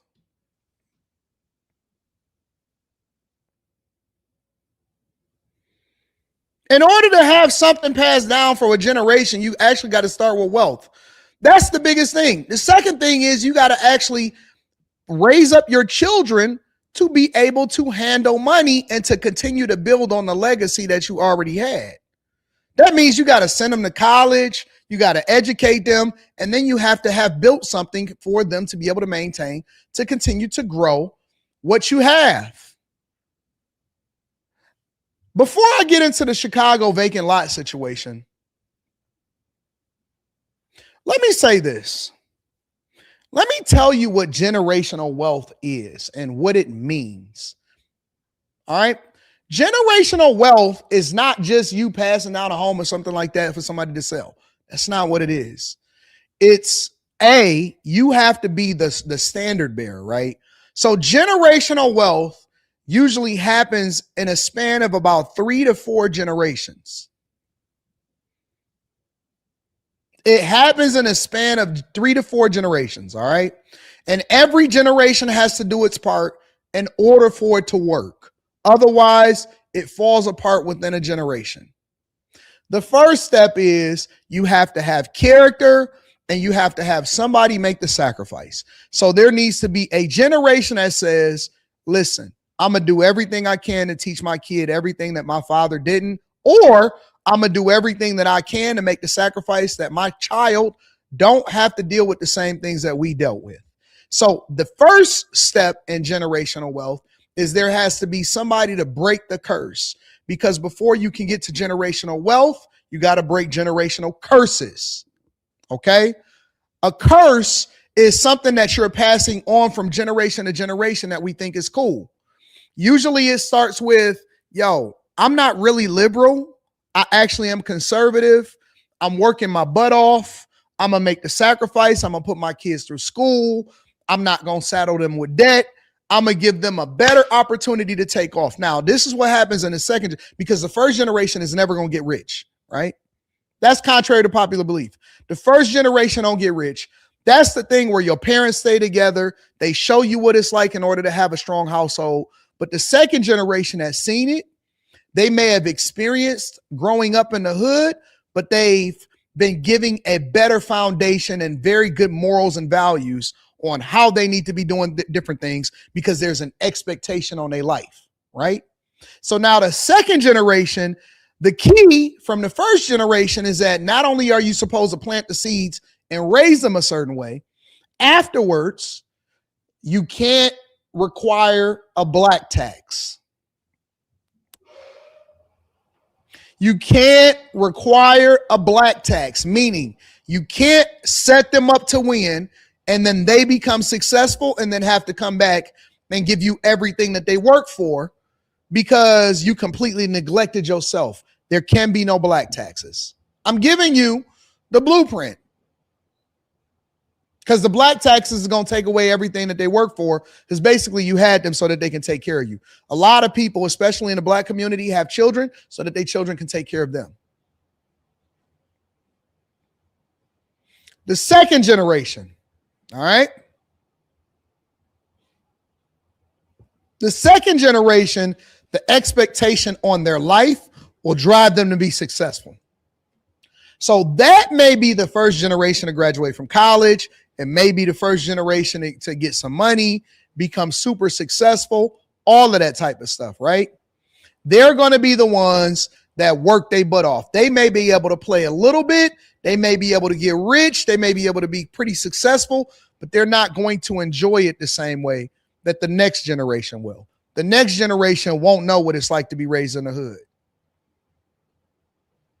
But they're the ones that's learning. They taking it to a different level. Now they understand the business, but they got the combination of both. They got the combination of being able to be born in the streets, as well as understanding, what it takes to be successful. But they're gonna incur a different type of feedback, right? Because now they're gonna get the, oh, you not from the hood, you not this, you not that, or you a sellout.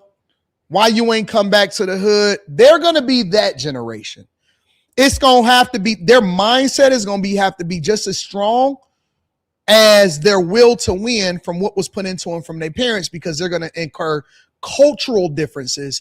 And so they're going to have to go through that. But their children are not going to go through the same things that you went through, but there's an even greater expectation on their life, because now the goal is to teach them how to maintain what you built for them, right? Your children, the second generation, or when they have that third generation of children, now they have to go to school. They have to learn the things. They're not going to come out with student loan debt. They're not going to do any of those things. But now the children have to be groomed for what it means to maintain what the parents built. I would consider myself to be in the second generation, right? My parent made the sacrifice. Then I had to come in and kick down the door. My daughter, now I get to live it and enjoy it a little bit more, but the next generation are going to be the ones that really benefit, because they're being groomed for what it means to take over different things and have those experiences. And if you look at any of them, like I study the Illages, I study a lot of the different families. Their kids are expected to go to college. They are expected to work in a family business. They are expected to take over the family business. They have to then be able to manage and learn at the exact same level, as well as understand that there's a bigger calling for their life. But they are the generation. The third generation are the ones that grew up in money. They grew up not knowing what it means to go without. But they also have to get that character. They got to get the church. They got to get the foundation. They got to get all of those things in order to be successful. The fourth generation, their kids are the ones that truly get generational wealth. It takes about 4 generations for you to establish a norm and to break a curse and set a different path, while at the same time creating a great environment and a great experience for them to be able to teach what success is supposed to look like. The fourth generation is going to come back and say, yo, I knew my granddad. I knew my great granddad. I knew my great grandparents. Yo, they came from nothing. They worked their way up or whatever, so on and so forth. That is what happens. The first generation sets the foundation, breaks the curse. The second generation kicks down the door. The third generation are the ones that really, really build up on top of the foundation of what the second generation did. The fourth generation is the one that then get the generational wealth. And it all has to work out, because any break in that chain is going to ultimately lead to going back to step one.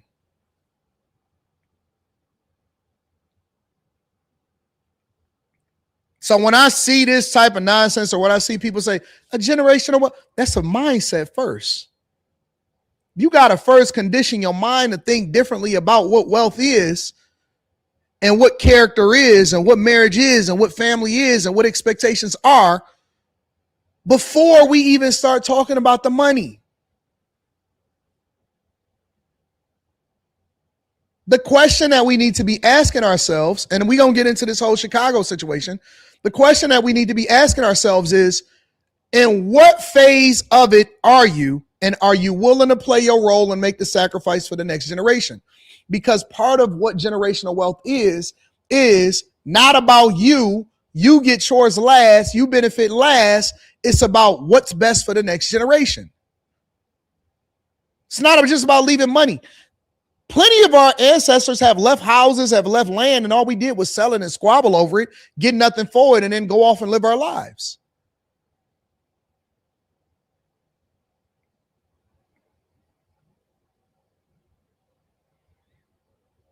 What part in the chain are you? Some of us may be the very first step. You know what?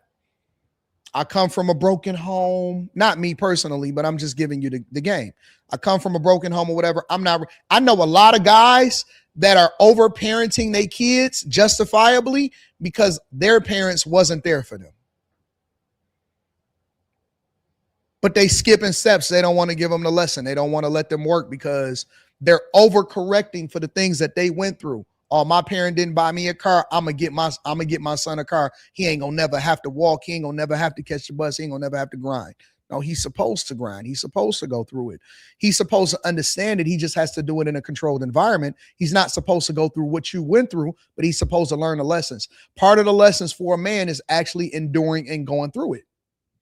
And so we skip that part of the lesson because we're overcorrecting because we never want them to go through what we went through. They got to learn the lesson.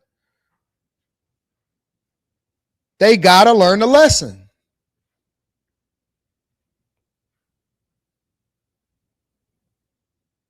Otherwise, they don't learn how to maintain what you've built, and everything that you worked your entire life for is going to be gone in the vapor. They have to learn the lesson. And we have to learn how to teach our children differently.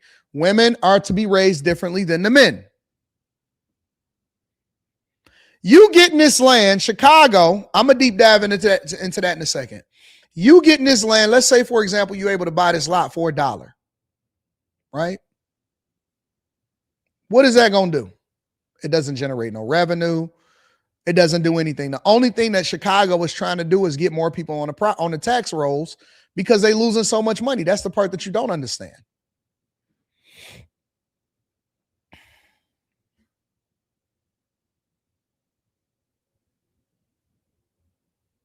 Tax rolls. That's all they're trying to do.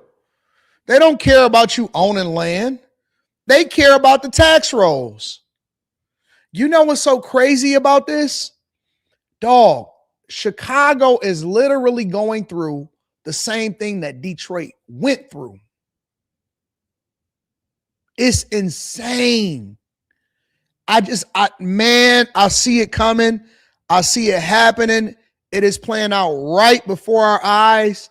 I can't believe what I'm seeing happening in Chicago. I thought Chicago was different, bro. 5 for affordable housing and 66 for side yards, open space, and urban agriculture. Also available, up to $150,000 in construction assistance for some lots. Maybe I should look into it and buy a lot of some in the neighborhood, build some on it, generational wealth, or just for the kids, better in the community or something, anything but a liquor store. Something positive for, the neighborhood. We gotta, we have to get educated, y'all. Gentlemen, fellas, and I'm not saying that education has to necessarily be you going to college, getting a college degree. That could be a part of it too. Some of us need to go to college. A lot of us need to go to school. We need to go to community college. But when I say we need to get educated, we need to read. We need to upgrade our reading skills and ability. We need better jobs. We need to get more financial literacy. We need to teach ourselves before we start talking about doing something for somebody else. We have to learn. We have to get a different skill set. We got to get more money. We got to get more resources. We need to enlighten ourselves. We got to do better. We got to do better. Your kids is just going to be a reflection of you because they don't see you being anything more than exactly what you are. At all. We got to do better.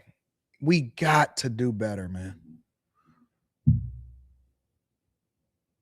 We don't even know how to read all the way. But a liquor store. Some positive for, the neighborhood. The Portal Chai Block Builder is where potential buyers can browse interactive maps that include market values, sizes, and potential uses for available locations. Would you fence it into? Yes, I would fence it. I would definitely fence it in. Yes. Purchase applications, they're due in 45 to 90 days, depending on the location.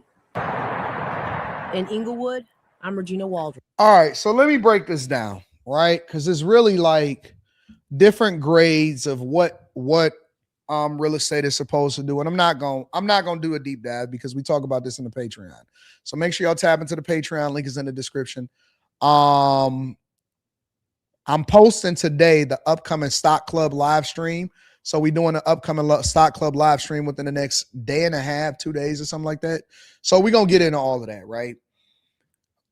Land without development is useless. If you don't have a plan to develop the land to where it'll actually be able to give off some form of income, it doesn't mean anything.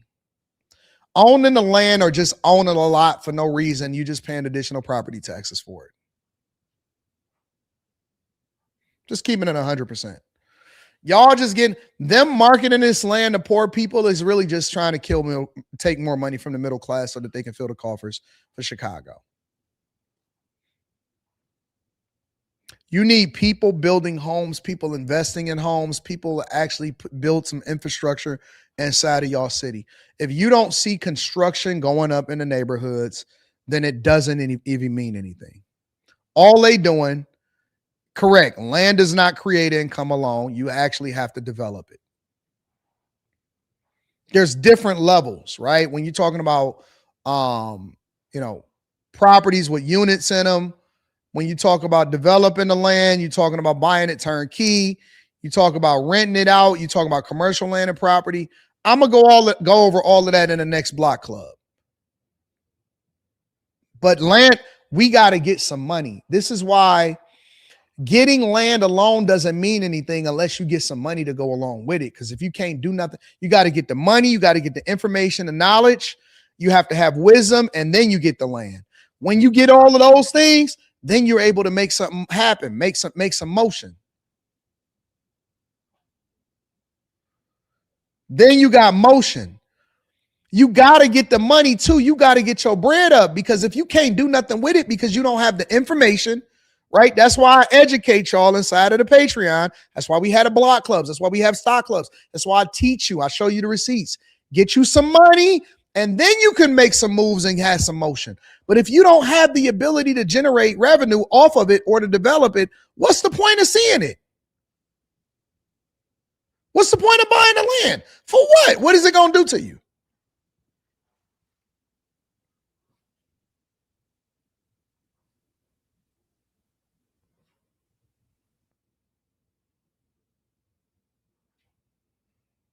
I agree, Ra. What's the point? All the city is trying to do is get y'all on the tax rolls because they are in a budget deficit and they need more tax money coming in. They're going to raise your property taxes, and it's a waste of time. Think about it. Let's say you develop the land. Then that means that it get reassessed. It's on the property tax rolls. So unless you actually generating some revenue for it, you just throwing out money every single year to pay the property taxes, and you're still in danger of losing it so that they can go and sell it to somebody else.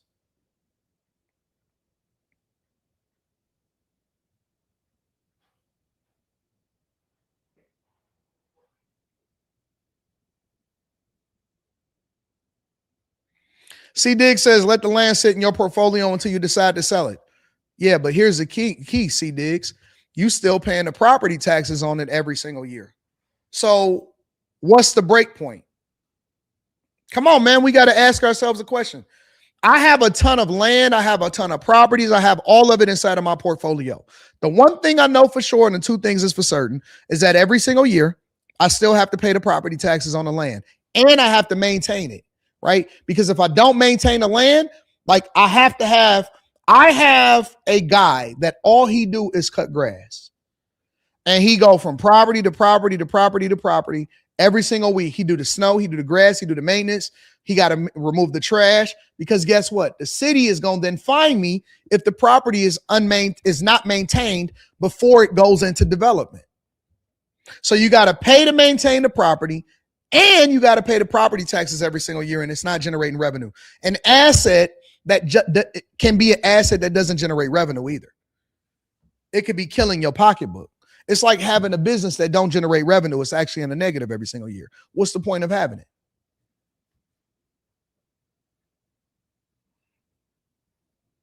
Somebody said buy artwork is better than vacant land. No. Come on, y'all. Come along with the journey with me. Buy an income producing asset. Whatever that is, whether you are getting into stocks, whether you get into real estate, I don't care what industry, whether you creating your own business, whatever you buy, we got to stop thinking that we rich before we rich. That's a rich person's game. All right. Artwork is a rich man's game. That is a tax shelter. That is a way for them to hide assets and to leverage that in order to generate more revenue by borrowing against it sometimes and then reselling it and holding on to it because they can afford to hold on to it, but it's not an income producing asset. All right. We need to buy income producing assets. Stop thinking that we are Jay-Z and Bill Gates. We not there yet. We need to buy an asset that generates us revenue. Stop looking around and doing things that y'all think that other people is doing. When you get to that level, that type of information will introduce itself to you by the way that you network.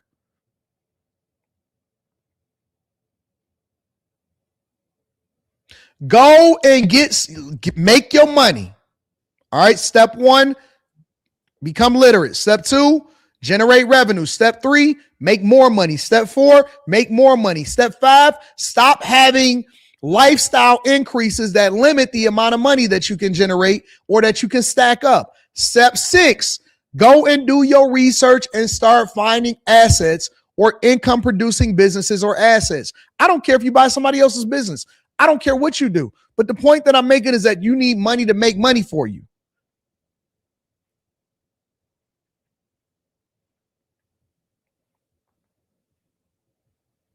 Income producing assets. If it doesn't generate more revenue for you, walk away from it. Okay? Stop thinking that we on level 10. We not. We at level 1 and 2. We at level 1 and 2. Let's act our wage. WAGE. Income producing assets. Do your research. Find out what you love to do. Find out what you like so that you don't look at it as a job every day and make more money and don't increase your lifestyle and stay down for a little while. If it don't make money, let it go. Leave it alone. Stop trying to be a part of the. We not there. We want to be a part of something that we not there yet. And I get it. If you just started getting money, you're going to have to get some stuff out of your system. I ain't tripping off that. Go get you a car. Go, you know what I'm saying? Get you couple different things. Don't go crazy. Make sure that the thing that you buy continues to, hold on to its value. And then we can start generating more revenue. We trying to put the cart before the horse. It don't even have to be generating $1 million a year, but it needs to be putting off money. All right. I don't care if it's just a little income. I don't care if it's a 10% return, a 15% return. Invest in things that generate revenue.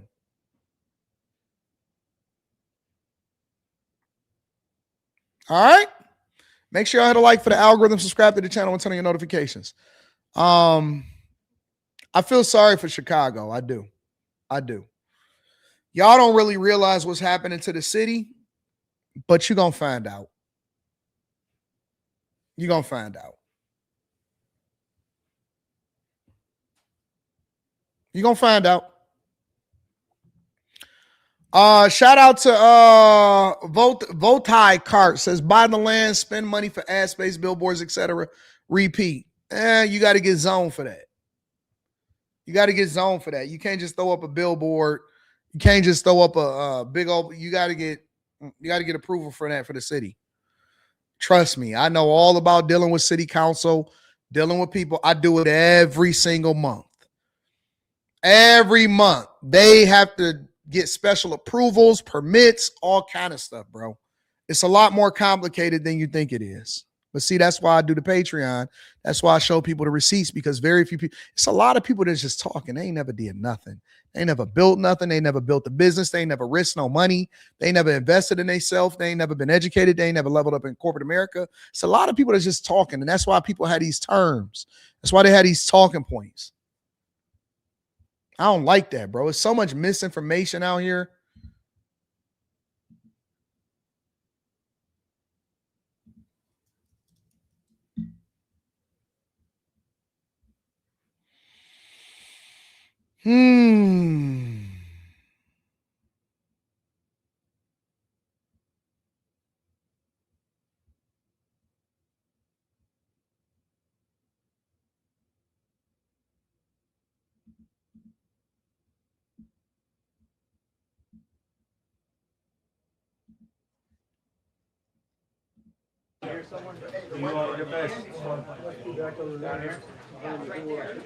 Should be a white card.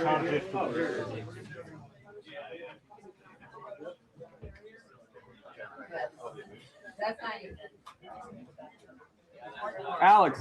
Trump is about to do a press conference. It says set for 1 p.m. In the meantime, I don't know if we're going to get to that. In the meantime, let's talk about this real quick. President Trump is telling us that his patience is running thin. His latest post on Truth Social had some really bad words in it, so we're just going to give you the gist of it. He said, Tuesday will be Power Plant Day and Bridge Day, all wrapped up in one in Iran. There will be nothing like it. Open the F word straight, you crazy B words, or you'll be living in hell. Just watch. Praise be to Allah.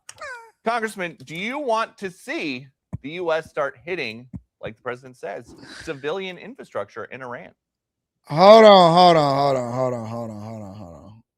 Wait a minute. I got to get the liberal view of this.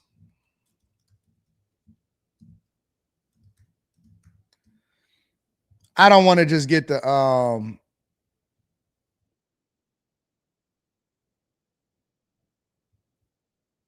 just over a day to either make a deal, reopen the Strait of Hormuz, or face hell.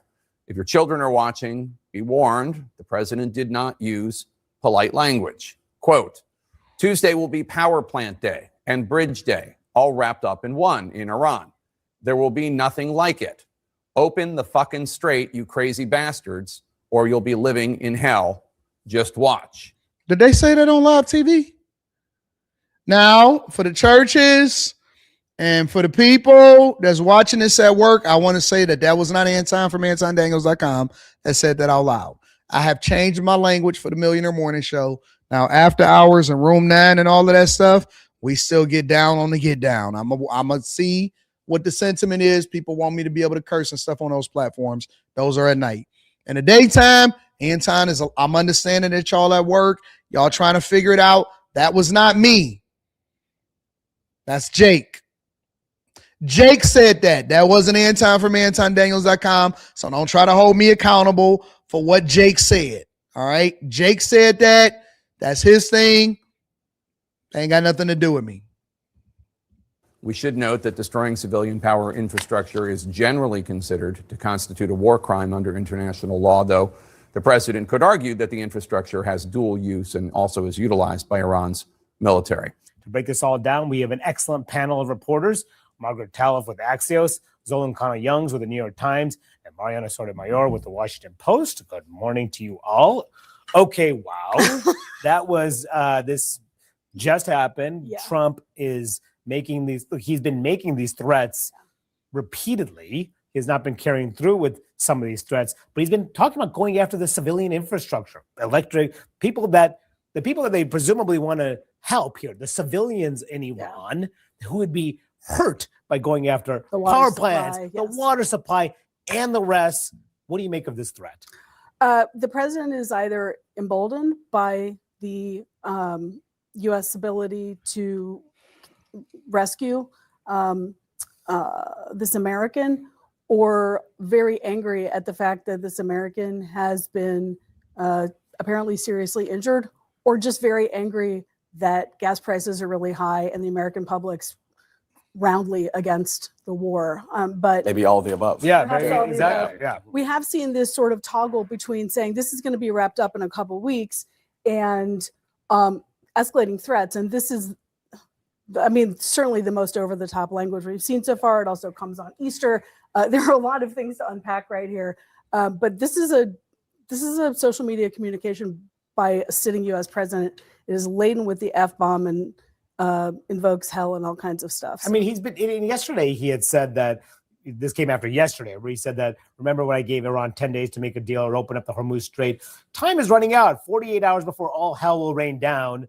And then today he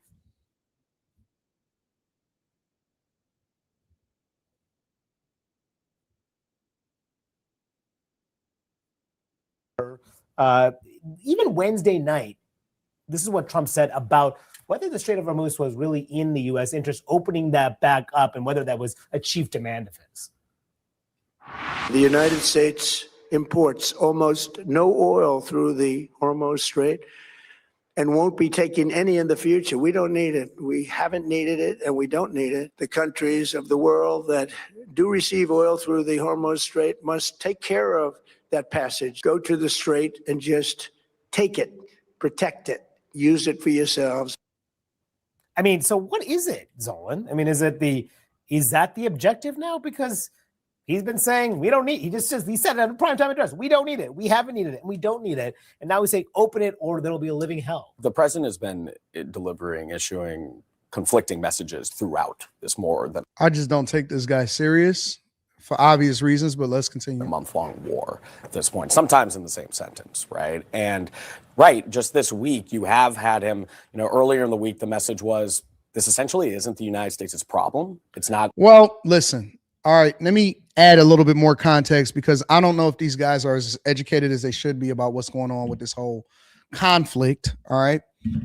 He made that statement to say that this isn't our problem because he wants other people to participate in the securing of the Strait and to participate when it comes to this whole conflict in Iran, because they have more to lose when it comes to it than the United States of America, right? If we don't get any oil from it, but we're partnered with people, and we also understand that it's important for us to protect our own interests, whether you're talking about the petrodollar or you want to talk about our interests in proxy wars against China and Russia. If you want to speak on it from that lens, then yes, the United States have an interest in making sure that they completely destroy the Iranian regime. Obviously, other Middle Eastern countries have interests also. But then when you talk about the UK, you talk about all of these other countries, he's invoking for them to get involved by saying that you guys are going to be immediately, directly impacted, and you're probably going to get held accountable from your constituents, because if the cost of oil goes up because you don't have access to it, either you're going to have to buy from us, right? Or you're going to have to get involved and do what you got to do. So he's basically saying, we don't want to go at this and be doing this alone. Y'all going to have some skin in the game, because we don't need the oil, because we take less than 1 or 2% of whatever the oil is that go through the Hormuz Strait. And so y'all need to make sure that y'all participate. That is the reason why he did it. It's not that he needs the oil. Is that his partnerships are definitely the people that we're partnered with, that we look at as allies, don't have enough skin in the game for what they're getting out of it, is what he's saying. So I don't know how these people over at CNN that they have up on these panels cannot put that together. It's almost like they just found a ragtag group of people that they can find on Easter and say, hey, man, this person is off, this person is off, this person is off. You want to come in and get some visibility?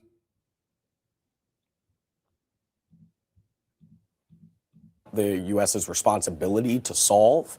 Other nations that rely on oil from the Gulf more should be addressing this. And then you also have him post on social media, even before these statements, actually no ceasefire deal until the Strait is opened, right? And you have both of those messages going out, right?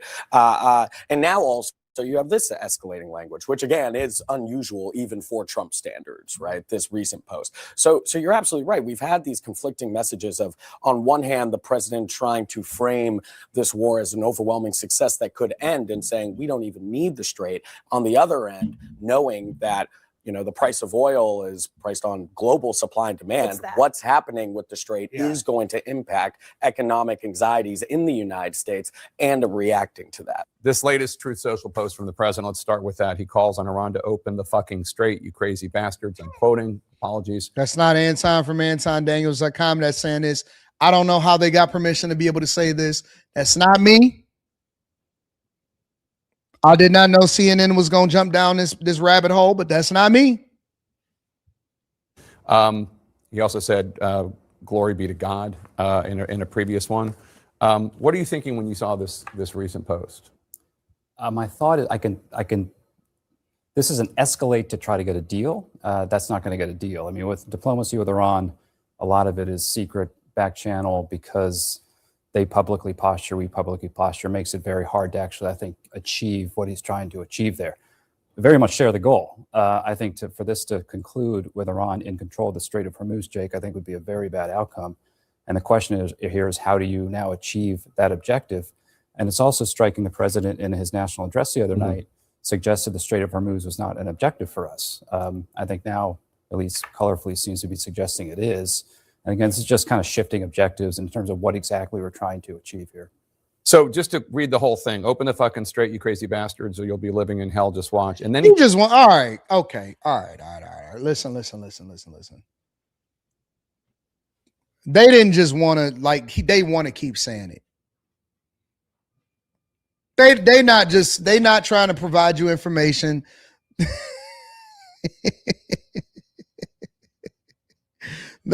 They want to keep saying it. Why do he keep repeating it? This is the third time that he said it. It's almost like he discovered a new curse word, or he discovered that he can curse on air inside. So he's not trying to push the boundaries. Come on, fam. You don't have to keep saying it 1,000 times. It's getting a little embarrassing. Yeah, they just want to curse on TV. No. That's not me. This is what he said. He said it. Listen, let me show you what he said again. Stop. I can't. Oh, come on, man. Yeah, they act like little kids. He acting like a child. Instead of quoting it the first time and leaving it alone, he want to keep reading it. Come on, man. Stop, bro. You're doing too much. he says, praise be to Allah, President Donald J. Trump. What does invoking Allah achieve, if anything? Yesterday he said, glory to God. Now he's saying the same thing in Arabic. I would leave that out of it. I don't really understand what that's trying to achieve. I think, look, we're in a war, Jake. I think what happened last night is extraordinary. Yeah, One thing I very much agree that the president said, this should be something to be celebrated by all Americans. Fully agree with that. Extraordinary development. The question, though, now is where do we go from here? And you can retrospectively say we should have done the operation differently. We are where we are. We're in a very difficult predicament. And I think the next 2 weeks, what I expect is escalation against Iran in the hope that they meet our demands. That's on enrichment, it's on missiles, terrorism, and now the Strait of Hormuz. If they don't, and if there's not a deal, we have a real inflection point. Because then do we just say this operation's over and Iran actually comes out controlling that artery? Or do we militarily try to actually seize and control the Strait, which is a major operation? I think that's kind of where this is heading. So as we look ahead to this month, this war potentially could escalate. My panel is here to discuss. Let me start with you, former Congresswoman Wild of Pennsylvania, a Democrat. The president's threatening to blow up Iran's power plants and bridges.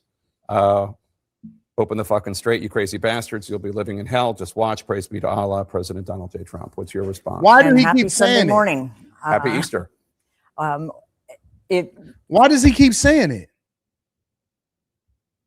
Clearly, we're escalating. And first, let me just say I'm incredibly relieved that the 2 airmen have been successfully rescued. And Amen. props to our special ops teams. They're amazing. But the war is going in the wrong direction. And I'm who didn't know she was gonna concerned say that? about it, about the American people, about the Iranian civilians and children. And the lack of what I see as complete lack of leadership and strategy.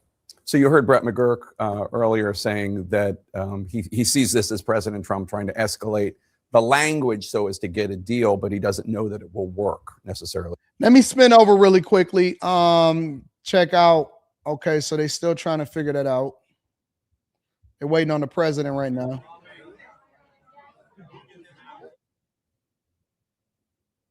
So I'll take y'all over to the White House as soon as that's available. I want to go over into this rescue real quick while we waiting. Alert, it's being called one of the most daring search and rescue missions in history. U.S. forces rescuing a crew member missing nearly 48 hours behind enemy lines in Iran. The U.S. colonel, who had a bounty on his head, was reportedly armed with only a pistol for defense and managed to make it to an elevated ridge in a mountain area where he activated an emergency beacon. Our next guest was one of the military's top combat search and rescue recovery experts, retired battalion commander, Black Hawk helicopter pilot, Lieutenant Colonel Darren Gobb joins us. Colonel, so great to have you because you can speak directly to the boldness and complexity of this rescue. And for our viewers just waking up, this was one of the most successful, amazing combat search and rescue missions in history. Your thoughts? Yeah, Griff, good morning and happy Easter. And what a way to start Easter is to know that we have one of our own back who's been missing for 48 hours. This is an extremely difficult mission set for all services, all branches of the military. And we all know this too, for those of us who've served and done this. And I have never seen something so superbly choreographed and executed. Was it mistake-free? No. Did we lose some equipment? Yeah, sure. But in the end, what's most important was the recovery of our downed pilot and showing again the world how important it is to us when we say that we leave no one behind, that we mean it, and we're willing to put a number of assets against it. And that's Special Forces teams on the ground, helicopter pilots, fixed-wing pilots, drone operators, even space-based assets and intelligence assets from other agencies. It is impossible to completely capture how difficult and complicated a mission like this is behind enemy lines. And this one was done superbly. I, for one, am completely impressed.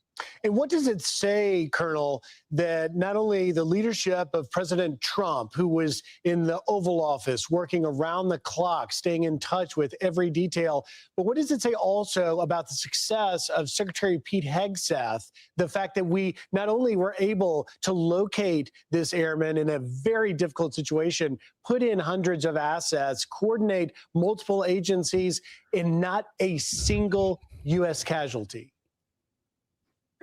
Well, it says the superbness of the training that goes into all of this. This is not a mission set that these units adopt while they're in theater all of a sudden, just because someone is missing.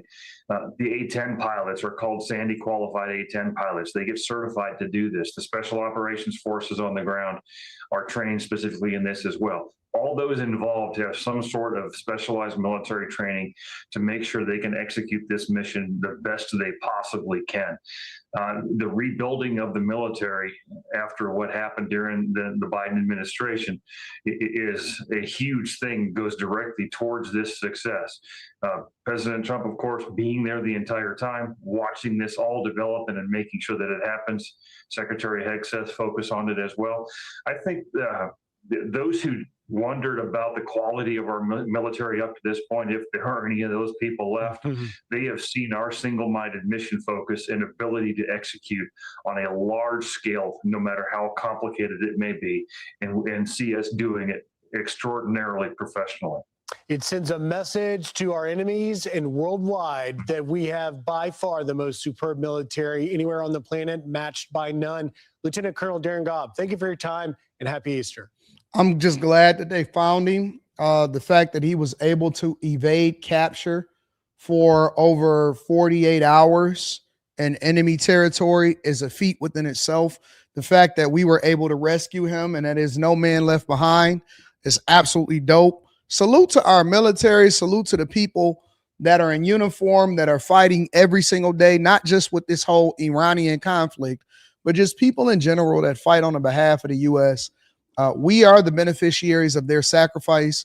That's why you will never, ever hear me talk bad about our military. You'll never hear me talk bad about the benefits that military members and vets get. The fact that we have people that are wishing death and wishing bad on the military that secures their rights to do the things that they do inside of the U.S. is insane to me. It's crazy to me. The fact that there are people that are against our military, and I've seen people talking negatively about the military pilot that had got downed, and they were hoping and wishing, man, people saying all kind of stuff on the internet, bro. They saying all kind of nonsense online and on the internet regularly.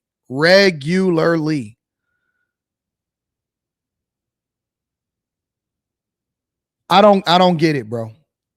I don't get it. They are even willing to talk negatively about our own military in favor of what's going on with other militaries and in other countries.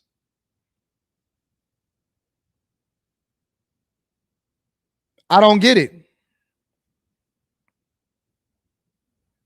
It's like we've lost the plot. We've lost our interest in being Americans. We've lost our interest in what's best for America.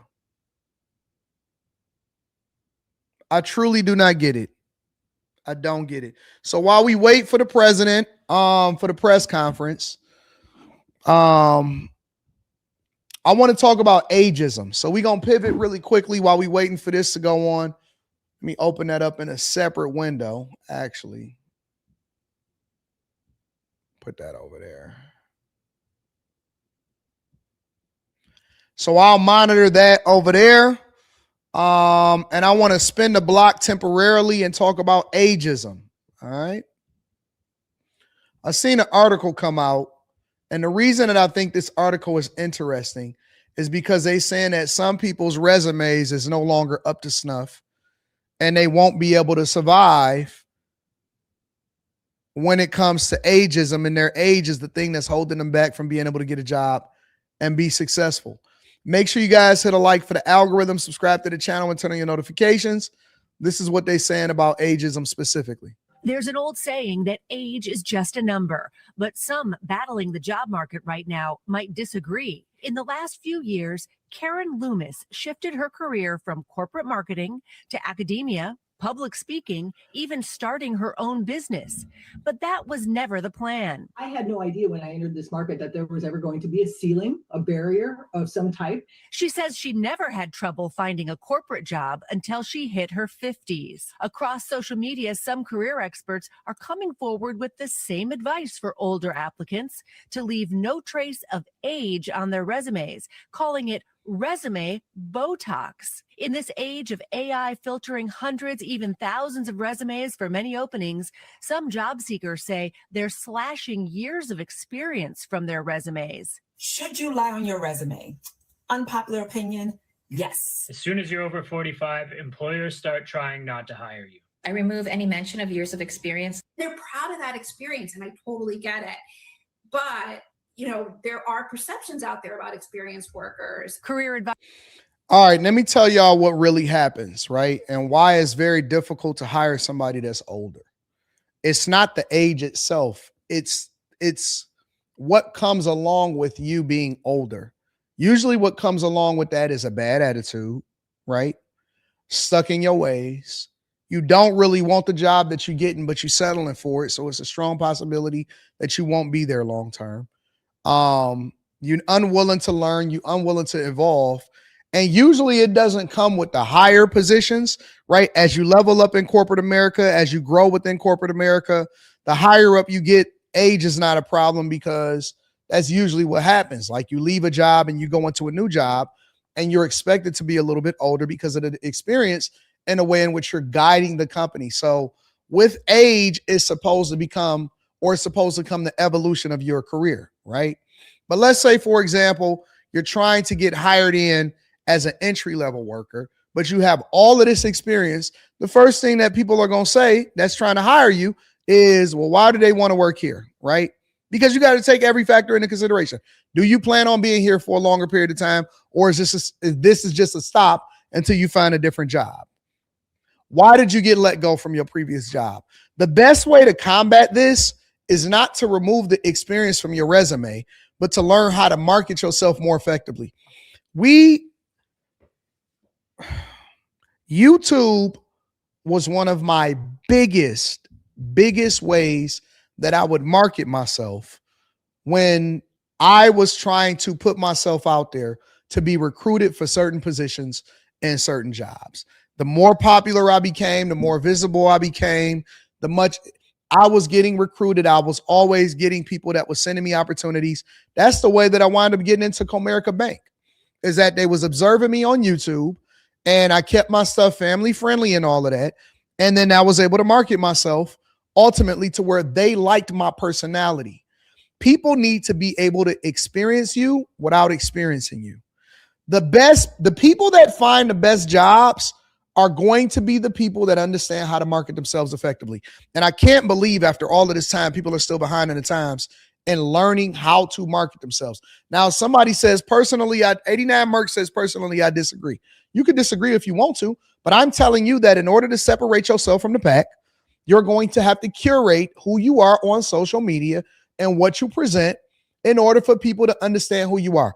One of the things that I used to do immediately was I would put all of my social media on my resume, right? Obviously, I would have a more unique resume because I was UX UI, but I would put my social media that I wanted them to go and look me up on my resume, right? Or on whatever profile that I did. So even when I went into the interview process, people were able to learn as much as they can about me before I went into it. So you'll know what my personality is. You knew what I did for a living. You knew how I talk. You know how I spoke. You were able to better understand if I was going to be a cultural fit before I ever even came into the office, before you had to take a chance on hiring me. You knew who I was. So instead of people that are not making money on social media, right? Instead of them using it to present themselves more professionally, I'm not talking about just posts on LinkedIn. I'm not writing a post on Substack. I'm talking about being very careful on how you curate what you see being marketed visibly. Instead of people being more focused on that, they're using social media to get their thoughts off about what they think about Trump. Leave that political stuff out of there. Leave the relationship stuff out of there. Before I retired in 2019, I was not talking about social issues, problems, any of that type of stuff. I was putting myself out there in my life. Hey, I'm a family man. Bring your daughter to work. All of this other stuff, whatever. That is what my content was. My content was about my love for cars, my love for urban exploration and architecture. Continuing to be a better person, the places that I've traveled to. That is the stuff that I was more focused on. I'm going to come back to this in a minute. Trump is about to hit the podium. He's at the podium right now. We're going to switch over. And then we're going to come back to this in a second.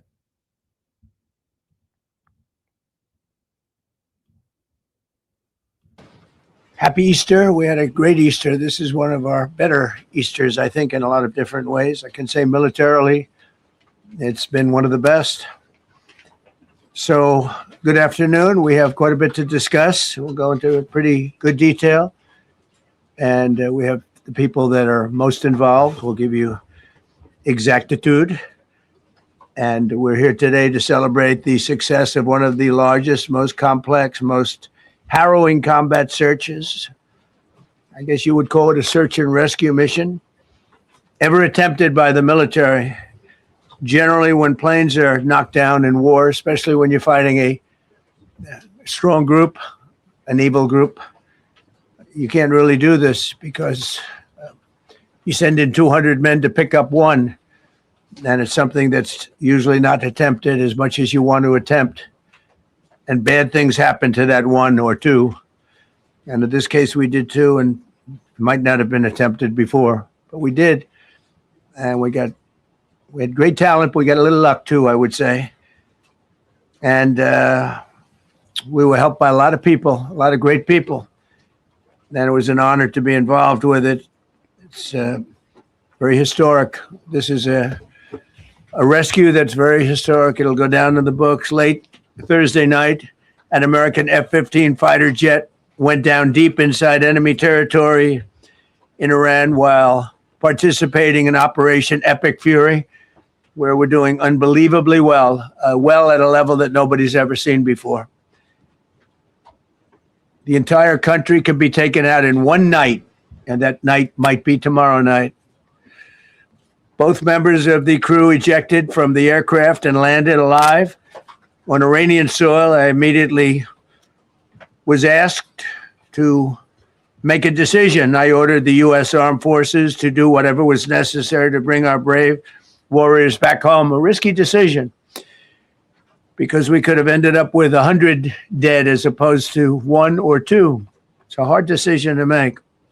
But in the United States military, we leave no American behind. We don't do it. Within hours, our armed forces deployed 21 military aircraft into hostile airspace, many flying at very low altitude, being shot by bullets. You bring rifles into play when you're going that low, but there are also certain advantages. And in broad daylight over Iran for 7 hours, at times facing very, very heavy enemy fire. We have a helicopter that's got a lot of bullets in it. It's amazing. We just realized how good those weapons are. Our machines are. Nobody has the equipment that we have, and nobody has the military that we have. Not even close. We're the most powerful military anywhere in the world by far. The flight crews and warfighters aboard those aircraft took extraordinary risks to rescue their fellow service members. This first wave of search and rescue forces successfully located the pilot of the F-15, and he was extracted from enemy territory by an HH-60 Jolly Green II helicopter. Fabulous machine as our warriors faced gunfire at very close range. It's amazing that when you look at the machinery, what happened, that nobody was even injured. Meanwhile, the second crew member, a weapons system officer, highly respected colonel, had landed a significant distance away from the pilot. When you're going at those speeds, even if you go out 2 or 3 seconds later, it's miles and miles away because you're going fast.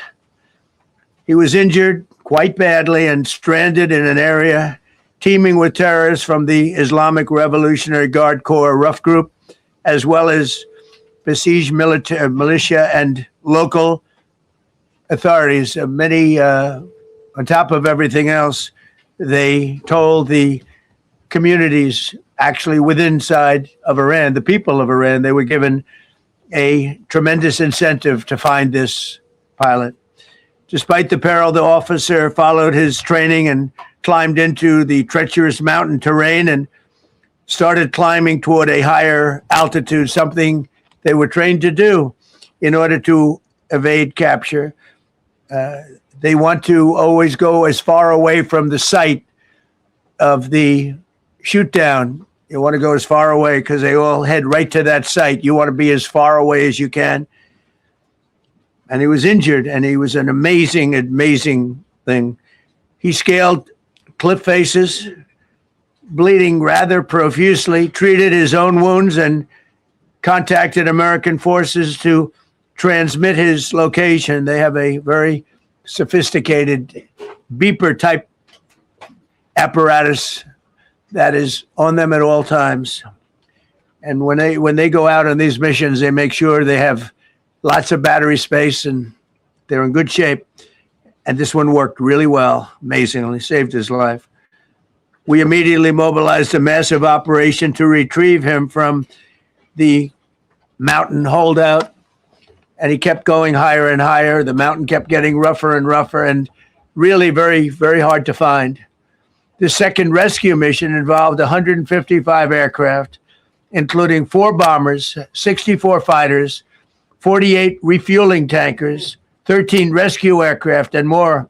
we were bringing them all over, and a lot of it was subterfuge. We wanted to have them think he was in a different location because they had a vast military force out there. Thousands of people were looking.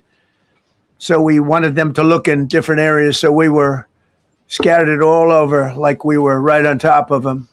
We had 7 different locations where they thought, and they were very confused. They said, well, wait a minute, they've got groups here, they've got groups there. It's an amazing thing. I was listening to these great people, these great generals. General Raisin Kane was amazing, and Pete Hegseth was amazing. But I listened to the whole thing. It was pretty amazing. So they had all these different sites where everybody thought he was located. We think we have him over there because they have 9 planes circling a little area that's 25 miles down the coast. So in a breathtaking show of skill and precision, lethality and force, America's military descended on the area, the real area, engaged the enemy, rescued the stranded officer, destroyed all threats, and exited Iranian territory while taking no casualties of any kind. The heroic F-15 weapon system officer had evaded capture on the ground in Iran for almost 48 hours. That's a long time when you're in tough shape and when you're bleeding. It's a long time. When we left, as you probably know, we had 2 large planes, pretty old planes that carried a lot. We needed a lot more equipment going in than coming out, obviously, because going in, we needed to be able to scale mountains. And we had a lot of equipment. But the sand was sandy, wet sand. So we thought there may be a problem taking off because of the weight of the plane. And then we also had all the men jumping back onto the planes. And they got pretty well bogged down. And we had a contingency plan, which was unbelievable, where lighter, faster aircraft came in and they took them out. We blew up the old planes. We blew them up to smithereens because we had equipment on the planes that frankly we'd like to take, but I don't think it was worthwhile spending another 4 hours there taking it off. So we didn't want anybody to have, we have the best equipment anywhere in the world. We didn't want anybody examining our anti-aircraft and other equipment.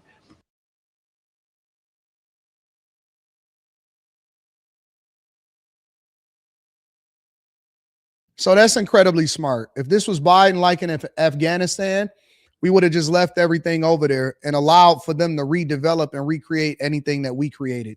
So what they did was, once they rescued him, they also blew up the military equipment and the airplane and the aircraft so that everything, would still be in our hands and we wouldn't leave anything in enemy territory. Very, very smart, very, very wise. In less than 10 minutes. And that was one of the more amazing things. These are helicopters, small, unbelievably powerful, but small, very small, so it can get into certain areas. And they got them off the plane, and they rebuilt all 3 of them in a matter of less than 10 minutes. It's pretty amazing what the genius of these people. Who would think that? You'd think it would take 5 days to build them. And in some companies, it would take 5 days, and they wouldn't do it well. But they served us well. As Commander-in-Chief, I never forget the extraordinary risk taken by the warriors that we send into battle and the genius. I mean, think of it, having a contingency of 3 planes waiting because we think the sand is so bad that we probably won't be able to take off. And the planes really got bogged. This was not much of a runway. This was a farm. Not a runway, it's a farm, but it did the trick.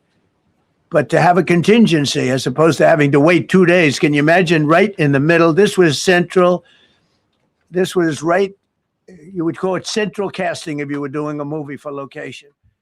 And probably the toughest area of Iran where we'd be sitting there. So these planes came in, those pilots came in so fast and so quick and got out of there. Everybody got aboard and just got 15-minute intervals, 1 load out, 1 load out, 1 load out. It happened, and we were watching, and we said, "That's amazing." It's in many ways, I was almost more impressed by the contingency that we had than the fact that, if we would have had a runway or decent soil, but it was an amazing thing. But we thank God for every single one of them and the talent. The genius is not even talent, it's genius. It's the whole ball game, every one of them. If you look at what we did with Maduro, we went into a military compound, a massive, with thousands and thousands of soldiers, and within a matter of minutes, and he lived behind iron doors. There were steel doors, broke them down so quickly. And within almost minutes, he was in the back of these planes. It was a similar group. Incredible. We have incredibly talented people. And if the time comes, we move heaven and earth to bring them home safely. We're going to bring our people home safely. I want to thank every member of the U.S. Armed Forces involved in these historic operations. They really were historic. It's just not something that's done. And you'd understand it. Not that they don't want to do it, but when you're going into areas, when you look at these helicopters, when you look at the amount of bullets and everything else that they took, when you go into these areas, you don't come out like we came out. God was watching us. I tell you, well, it was the Easter, we were in the Easter territory, I guess, but God was watching us. Amazing. Because when you look at the machinery, they took damage. It tells you, first thing I said is, these are unbelievable machines, how they flew back and not even much of a problem. But these two extraordinary rescues, because it was two, and as you probably know, we didn't talk about the first one for an hour, and then somebody leaked something, which we'll hopefully find that leaker. We're looking very hard to find that leaker, and talked about there's somebody missing. They basically said that we have one and there's somebody missing. Well, they didn't know there was somebody missing until this leaker gave the information. So whoever it was, we think we'll be able to find it out, because we're going to go to the media company that released it, and we're going to say, national security, give it up or go to jail. And we know who, and you know who we're talking about, because some things you can't do. Because when they did that, all of a sudden, the entire country of Iran knew that there was a pilot that was somewhere on their land that was fighting for his life. And it also made it much more difficult for the pilots and for the people going in to search for him. All of a sudden, they know that there's somebody out there. They see all these planes coming in. It became a much more I'm going to speak about that in a operation. minute. I want to expound Because on that in a a second. leaker leaked that we have one, we've rescued one, but there's another one out there that we're trying to get. So actually, the country, Iran, put out a major notice, you all saw it, offering a very big award for anybody that captures the pilot. So in addition to a hostile, very talented, very good, very evil military, we had millions of people trying to get an award. So when you add that to it, but we have to find that leaker, because that's a sick person. Probably didn't realize the extent of how bad it was. I can't imagine that the person did, but we're going to find out. It's national security, and the person that did the story will go to jail if he doesn't say, and that doesn't last long. And I think everybody would understand it. They put this mission at great risk. They put that man at great risk, and they put the hundreds of people that went in looking for him, because everyone now knows that we're going in. Over the past 37 days, America's armed forces have carried out more than 10,000 combat flights over Iran, unheard of, striking more than 13,000 targets. The F-15 we lost last week was the first manned aircraft down by the enemy in this entire operation, with thousands and thousands of flights. They got lucky. It was a lucky hit. You know, eventually you get lucky. But we got lucky too, because we got both of them back. But it's a record that is unparalleled in the history of military air operations. Nobody's ever seen anything like it. It's such an honor to be involved with it.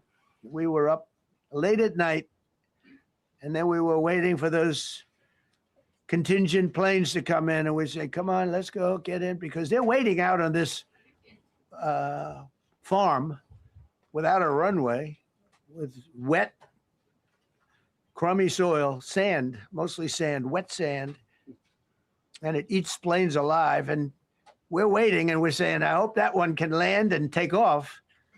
And they came in like magic. Boom, boom, boom, one after another. It was like genius. I'm so impressed by that.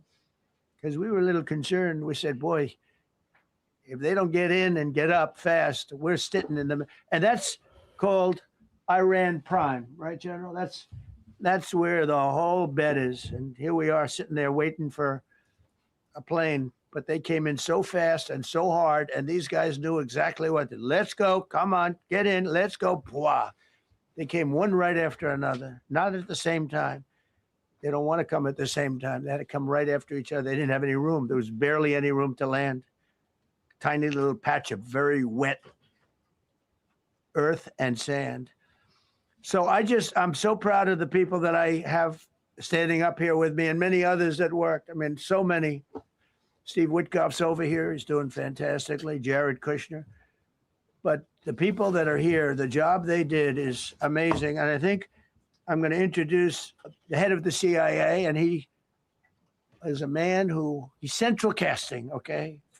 If we cast a movie, he's going to play the head of the CIA. He's one of the John Ratcliffe. He did a phenomenal job that night. He did something that I don't know if you want to talk about it. If you want, you can. I'm not sure he's supposed to. I'm not going to talk about it. But the CIA was very responsible for finding this little speck. It's like they used an expression on one of the shows. The general was talking about, it's like finding a needle in a haystack, finding this pilot. And the CIA was unbelievable. And you may, if you can, you'll talk. It might be classified, in which case I'd have to put him in jail if he talks about it. And I don't want to put him in jail. He doesn't deserve that. So, John, do you want to say a few words? Thank you. All right, we're just going to leave it there. The biggest part Trump is pretty self-explanatory how he described it, how he explained it. I'm pretty sure that a movie is going to be made of it. But here's the biggest thing. I think that some people in our media, and when we start to look at CNN and MSNBC and a lot of these liberal spaces, I believe that they are our ops. I believe that they are willing to sacrifice soldiers' lives for a story, for being first to put out a story, to be able to get this out there to the general public. And it's almost like we need new media training. We need media training. We need somehow, some way to bring our media members and listen, if y'all gonna get y'all money, get your promotion, get your bag, do whatever it is that you got to do. Like, it's almost like when you used to say, hey man, this is off the record. This is off the record. There are people that I talk to that are other content creators, large content creators, media, all of this other stuff. And when I speak with them, I've learned the lingo to where I understand there's certain things that you can say and there's certain things that you can't say. Sometimes they'll ask me a question and they'll say, okay, Anton, all right, off the record, whatever, so on and so forth. And then we'll have a conversation, right? And then there's other times where I'm like, listen, whatever it is that you want to ask me, you can ask me. But I know that what I say will be visible, will be live, will be available for the general public to see, or it could come out however they want it to come out. But when you say off the record, that's supposed to be, you done with that. You can't do that. You know what I'm saying? But it's almost like we need to retrain media members so that they learn how to operate within it, because you leaking that information basically put their lives at risk. Now, we can sit there and be cool with it now and say, well, it's not that big of a deal, whatever, because they got rescued, right? We not tripping about it because it's something that played out and they wound up getting home to their families, and we good about it. So we not going to make as big of a deal about it. But what if something had happened? What if they had lost their life? What if other people had lost their life trying to rescue this person? Like, it's crazy. It's insane. I wouldn't even say nothing about that until I got the okay. Hey, is it okay to put this out there?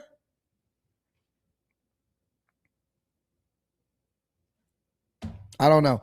Make sure you guys hit a like for the algorithm, subscribe to the channel, and turn on your notifications. Let me read a couple of super chats, and then I want to go back to my conversation that I was having with you guys about ageism. All right.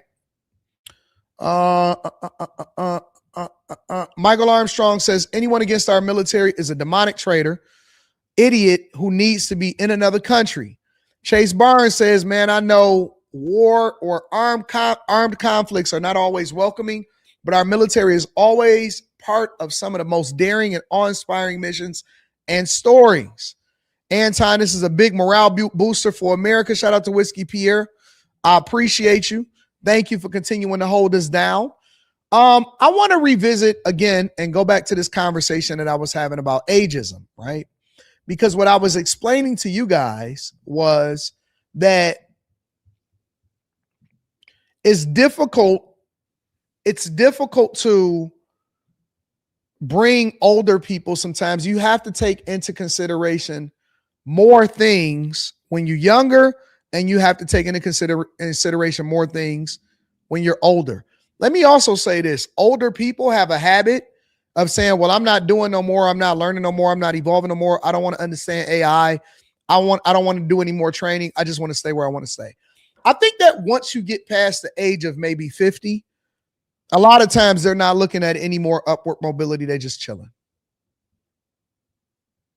Once you get past the age of 50, people are just waiting to retire a lot of times. 60, unless you're a real go-getter and you think that you can make CEO or you can make partner or something like that, a lot of times that's it. That's it. Like they're waiting and they're counting down the days to where they don't have to be in corporate America anymore. And I told myself that I never wanted to be that way, that I would always be putting something together and I would retire before my time was up. I retired in my 30s and then I went back into corporate America and I retired in my early 40s again. But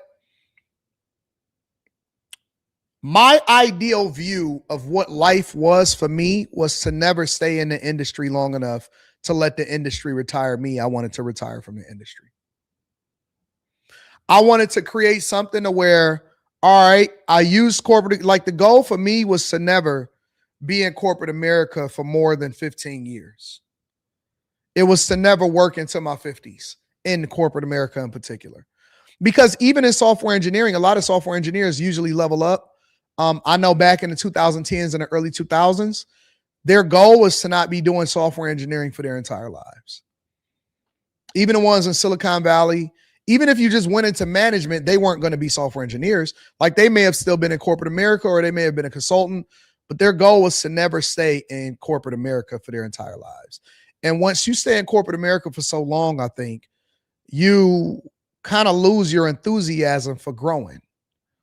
And so my goal was to use it for everything I could use it for and to make sure that I was continuing to build up my businesses or to either go into consulting or to ultimately just be doing things that I wanted to do that generated more revenue and making money. And usually it comes with some form of entrepreneurship. But it's hard sometimes trying to teach an old dog new tricks, and people are reluctant to deal with an older worker because it requires more. They don't have as much enthusiasm. They come in with worse attitudes. And again, that's where I think that you have to start marketing yourself differently.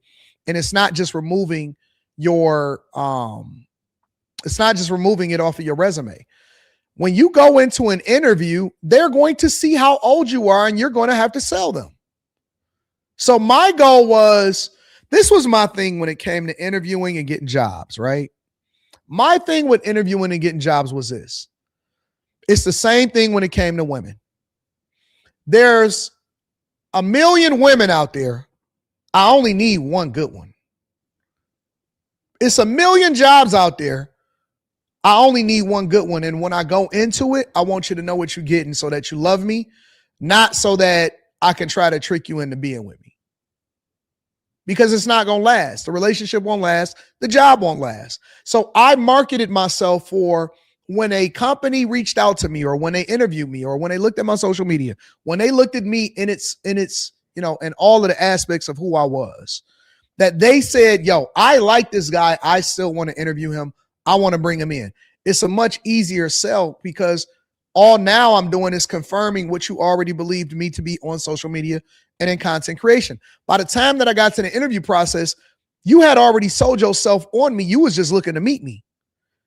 When I went into the interview process in some of these corporate spaces, and they had discovered me on social media, they was just on some confirmation type stuff like, yeah, no, I like that. And I liked your video. I wasn't looking for all the jobs. I was looking for the one that best suited me. That's what I marketed myself to.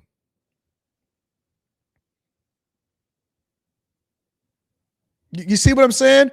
But we have to take a different strategic approach. We have to take a different mindset when it comes to what success is supposed to look like. We don't take that mindset to what success is supposed to look like. I don't want to be with all organizations. I want to be with the right organization to pay me what it is that I'm worth. I'm not looking to get offers from everybody. I'm looking to confirm with the person and the people in the organization that I'm supposed to be working at. Right now, you see ageism playing a role because you see a lot of older people trying to compete with younger people for jobs and positions that they're not supposed to be in. Advisor Colleen Paulson says needing a resume makeover isn't exclusive to women.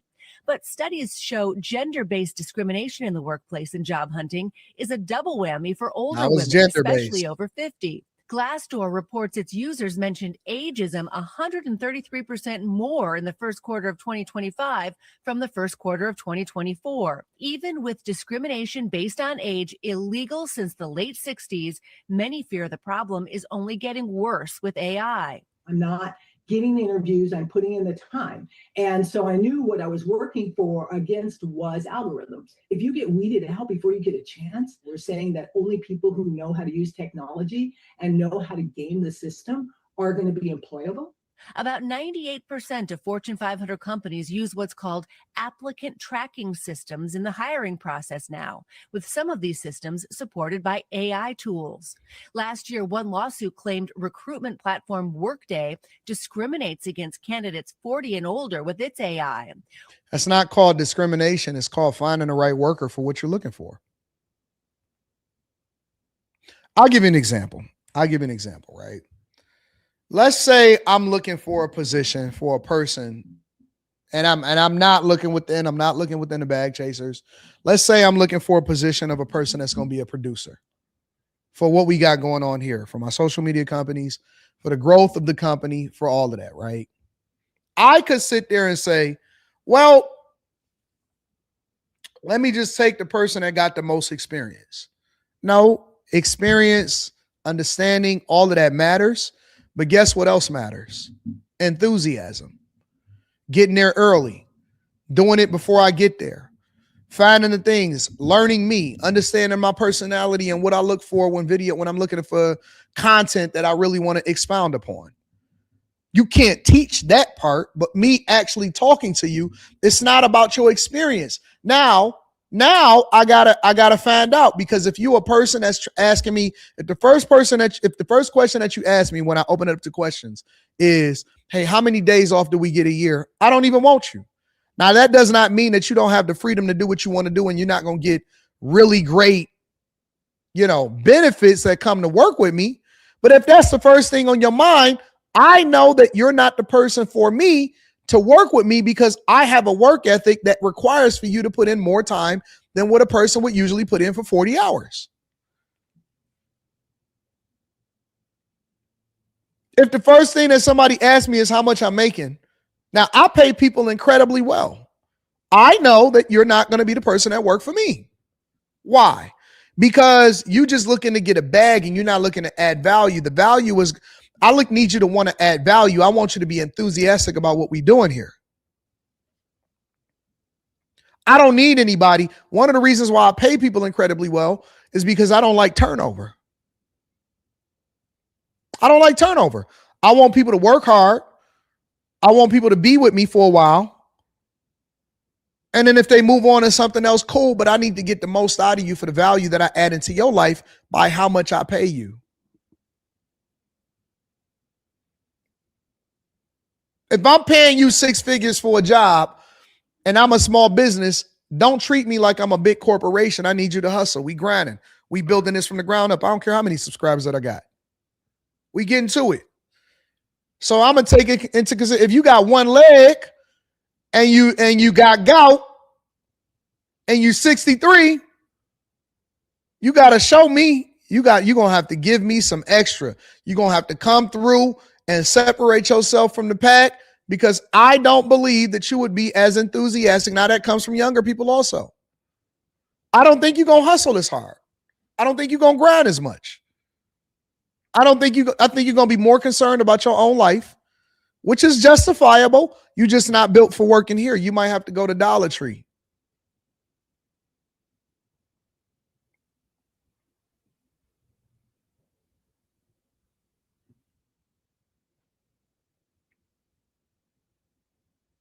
You're going to have to go somewhere else. Ageism is a thing, just like being young and a YN is a thing. If you can disqualify for somebody for not having enough experience, I do think that you should be able to disqualify somebody for the type of job that you need them for if they have the wrong attitude or they stuck in their ways. You should be able to disqualify somebody from anything you want, because you need to fill the job. I'm not here to just give away money. I'm here to make money. I need you to add value to what we're doing. You got to add value. Workday discriminates against candidates 40 and older with its AI. Workday telling NBC News, quote, "The court has already dismissed all claims of intentional discrimination, and there is no evidence our tools harm protected groups," adding, "AI recruiting tools don't make hiring decisions." But several studies show some AI language models have a baked-in bias, especially against older women.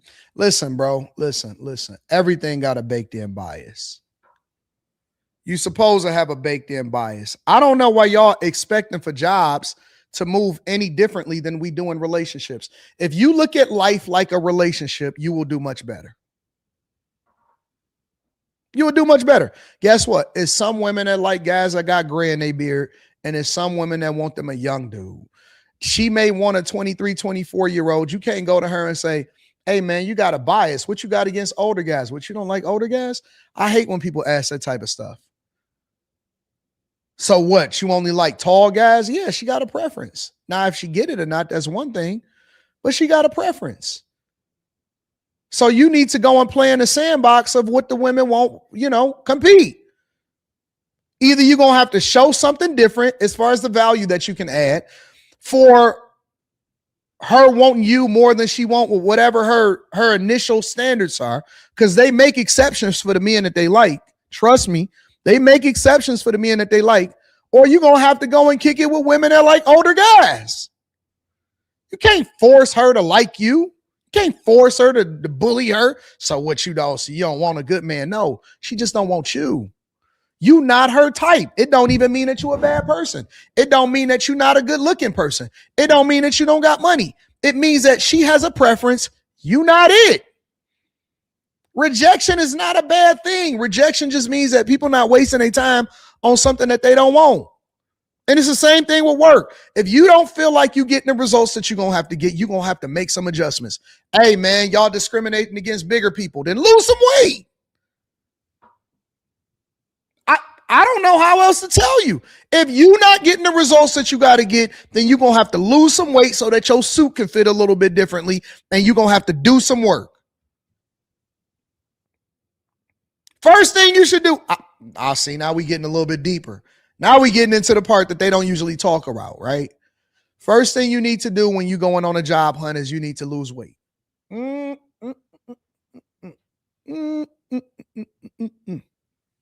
Because when you walk in, you want your suit to fit a certain way. You want your clothes to be, you don't want your belly to be hanging out over your belt. I'm keeping it 100. Guess what? That matters. You want a better job? Lose some weight. If you want to do what you want to do, then you better have your own business. You better have your stuff popping off. Guess what? You're going to have to get a haircut. Everybody don't want to deal with your Ubuntu braids. Everybody don't want to deal with your Ubuntu dreads. Everybody don't care about twists in the workplace. You can't bully somebody into wanting you to do what they want to do. Get you some waves and get you a job. That's the way that the life works. That's life.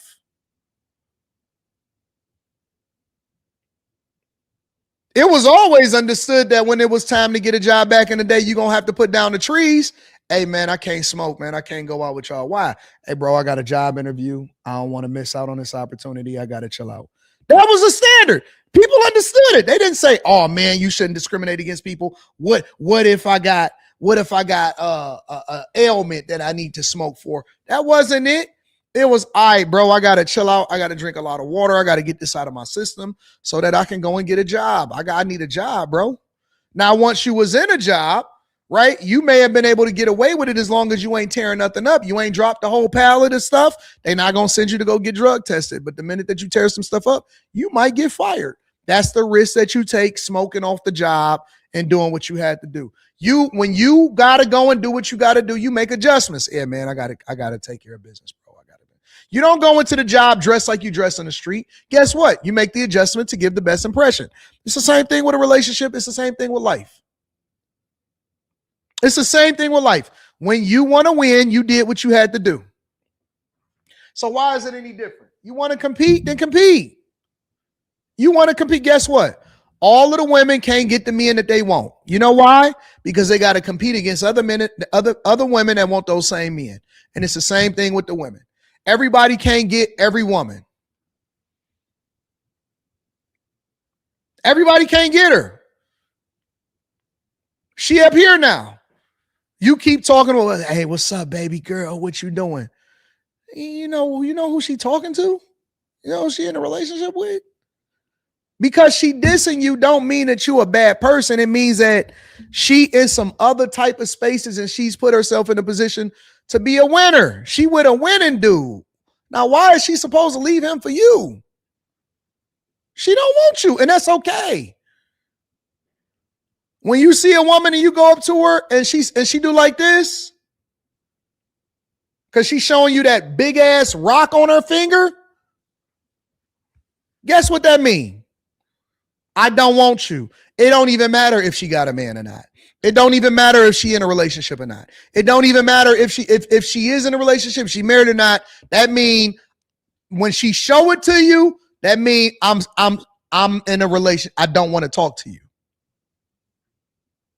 Peppering her, badgering her, asking extra questions. Oh man, the corniest thing you can ever ask in the world is, do you got friends? Can you have a friend? Also, what that mean? We can't kick it. We can't exchange information. The answer is no. She told you no. I promise you she told you no. T-Sav said, AD, go sit here and act like it's not the ones with the big rocks that's going. But here's my thing, Sav. If that was a thing for you, if that was a thing for the person, then she wouldn't have made that an issue. Guess what? If she going, she going. She not going to tell you that she not going. If she got the big rock and she going, she not going to tell you, hey, I'm not going. You understand what I'm saying? My point is her telling you that is telling you that she don't want you, regardless of if she going or not. She don't want him. Now, if she don't mention nothing about it or she not trying to make it a big deal, she'll make that known. Trust me, bro, they going to tell you everything you need to know without you even asking. You're not going to have to ask. You ain't never got to ask a woman, hey, do you have a man? She is going to tell you without ever telling you. You see what I'm saying, Taz? She'll make it known that she mess with you regardless of whatever state that she's in. But if she's telling you, no, I'm married, I don't want to do this, it don't matter if she married, if she not married, she telling you that she don't want you. And it's nothing wrong with that, is what I'm saying. And that's what I'm saying about jobs. They're telling you, yo, either you're going to have to step your game up, you're going to have to adjust for the job that you want. Guess what? I got rejected for a job one time, and I told y'all it was CompuWare. And I went in and I interviewed and I did the best that I can. And they said, man, we love you. We actually, man, we really do want to hire. I went through the whole interview process. They said, man, we don't think you're going to be able to keep up. Now with these young bulls in here that just came out of college and you ain't even got a degree. And I said, I didn't get mad at them. I thank them. Guess what? I went and got my degree. I went back to school and I made myself more competitive. I went and got other jobs or whatever. And then they recruited me and they said, man, nice to run into you again. And guess what? They couldn't afford me. They couldn't afford me. I didn't get mad at them for rejecting me. I made adjustments and I made myself more valuable. I had to go back to school. I can't get mad at them because they didn't hire me because I didn't meet the expectations. They was already doing me a solid by giving me an opportunity to come and interview with them without the degree.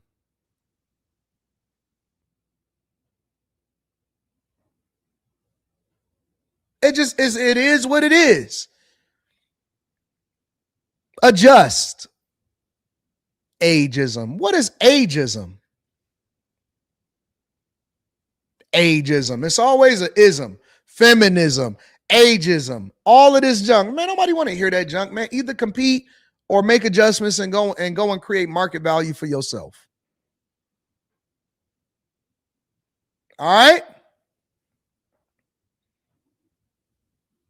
And trust me, you don't want to be with nobody that don't want to be with you anyway. If you got to try to convince her to see you in the same way that you know what I'm saying, to compete, you don't want to be with that anyway. That means you're going to be chasing an uphill battle.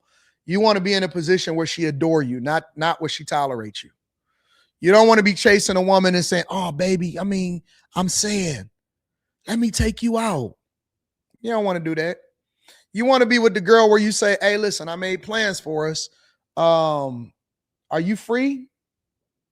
Okay, listen, I'm going to see you. I'm going to see you tonight. Make sure you're there at this time. You don't want to be with the woman where you asking to go out. You want to be with the woman that she's looking forward to the plans that you have for her.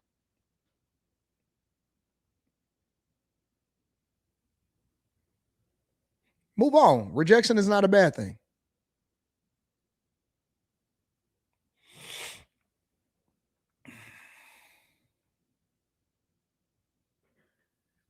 All right. Good show today. Very, very entertaining. A good show today. I had a good time. Tomorrow we might be back in the ESPN room. So we're going to find that out. Y'all should get an update tonight about the Patreon live stream and the time that we're going to be live streaming. If y'all not a part of the Patreon, link is in the description as well as pinned to the top of the chat. And we at it. All right. Let me see what else is going on in these streets. Shout out to my dog EOS.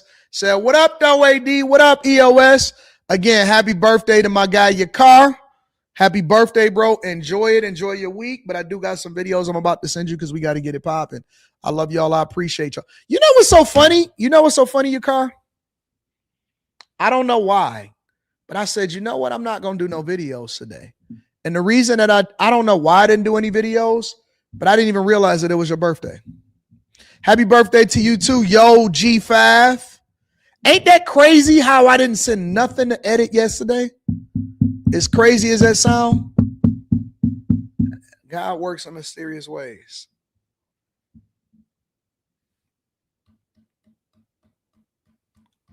That's crazy. That is so insane. Anyways, I love y'all. I appreciate y'all. I'm going to see y'all in the morning. Peace.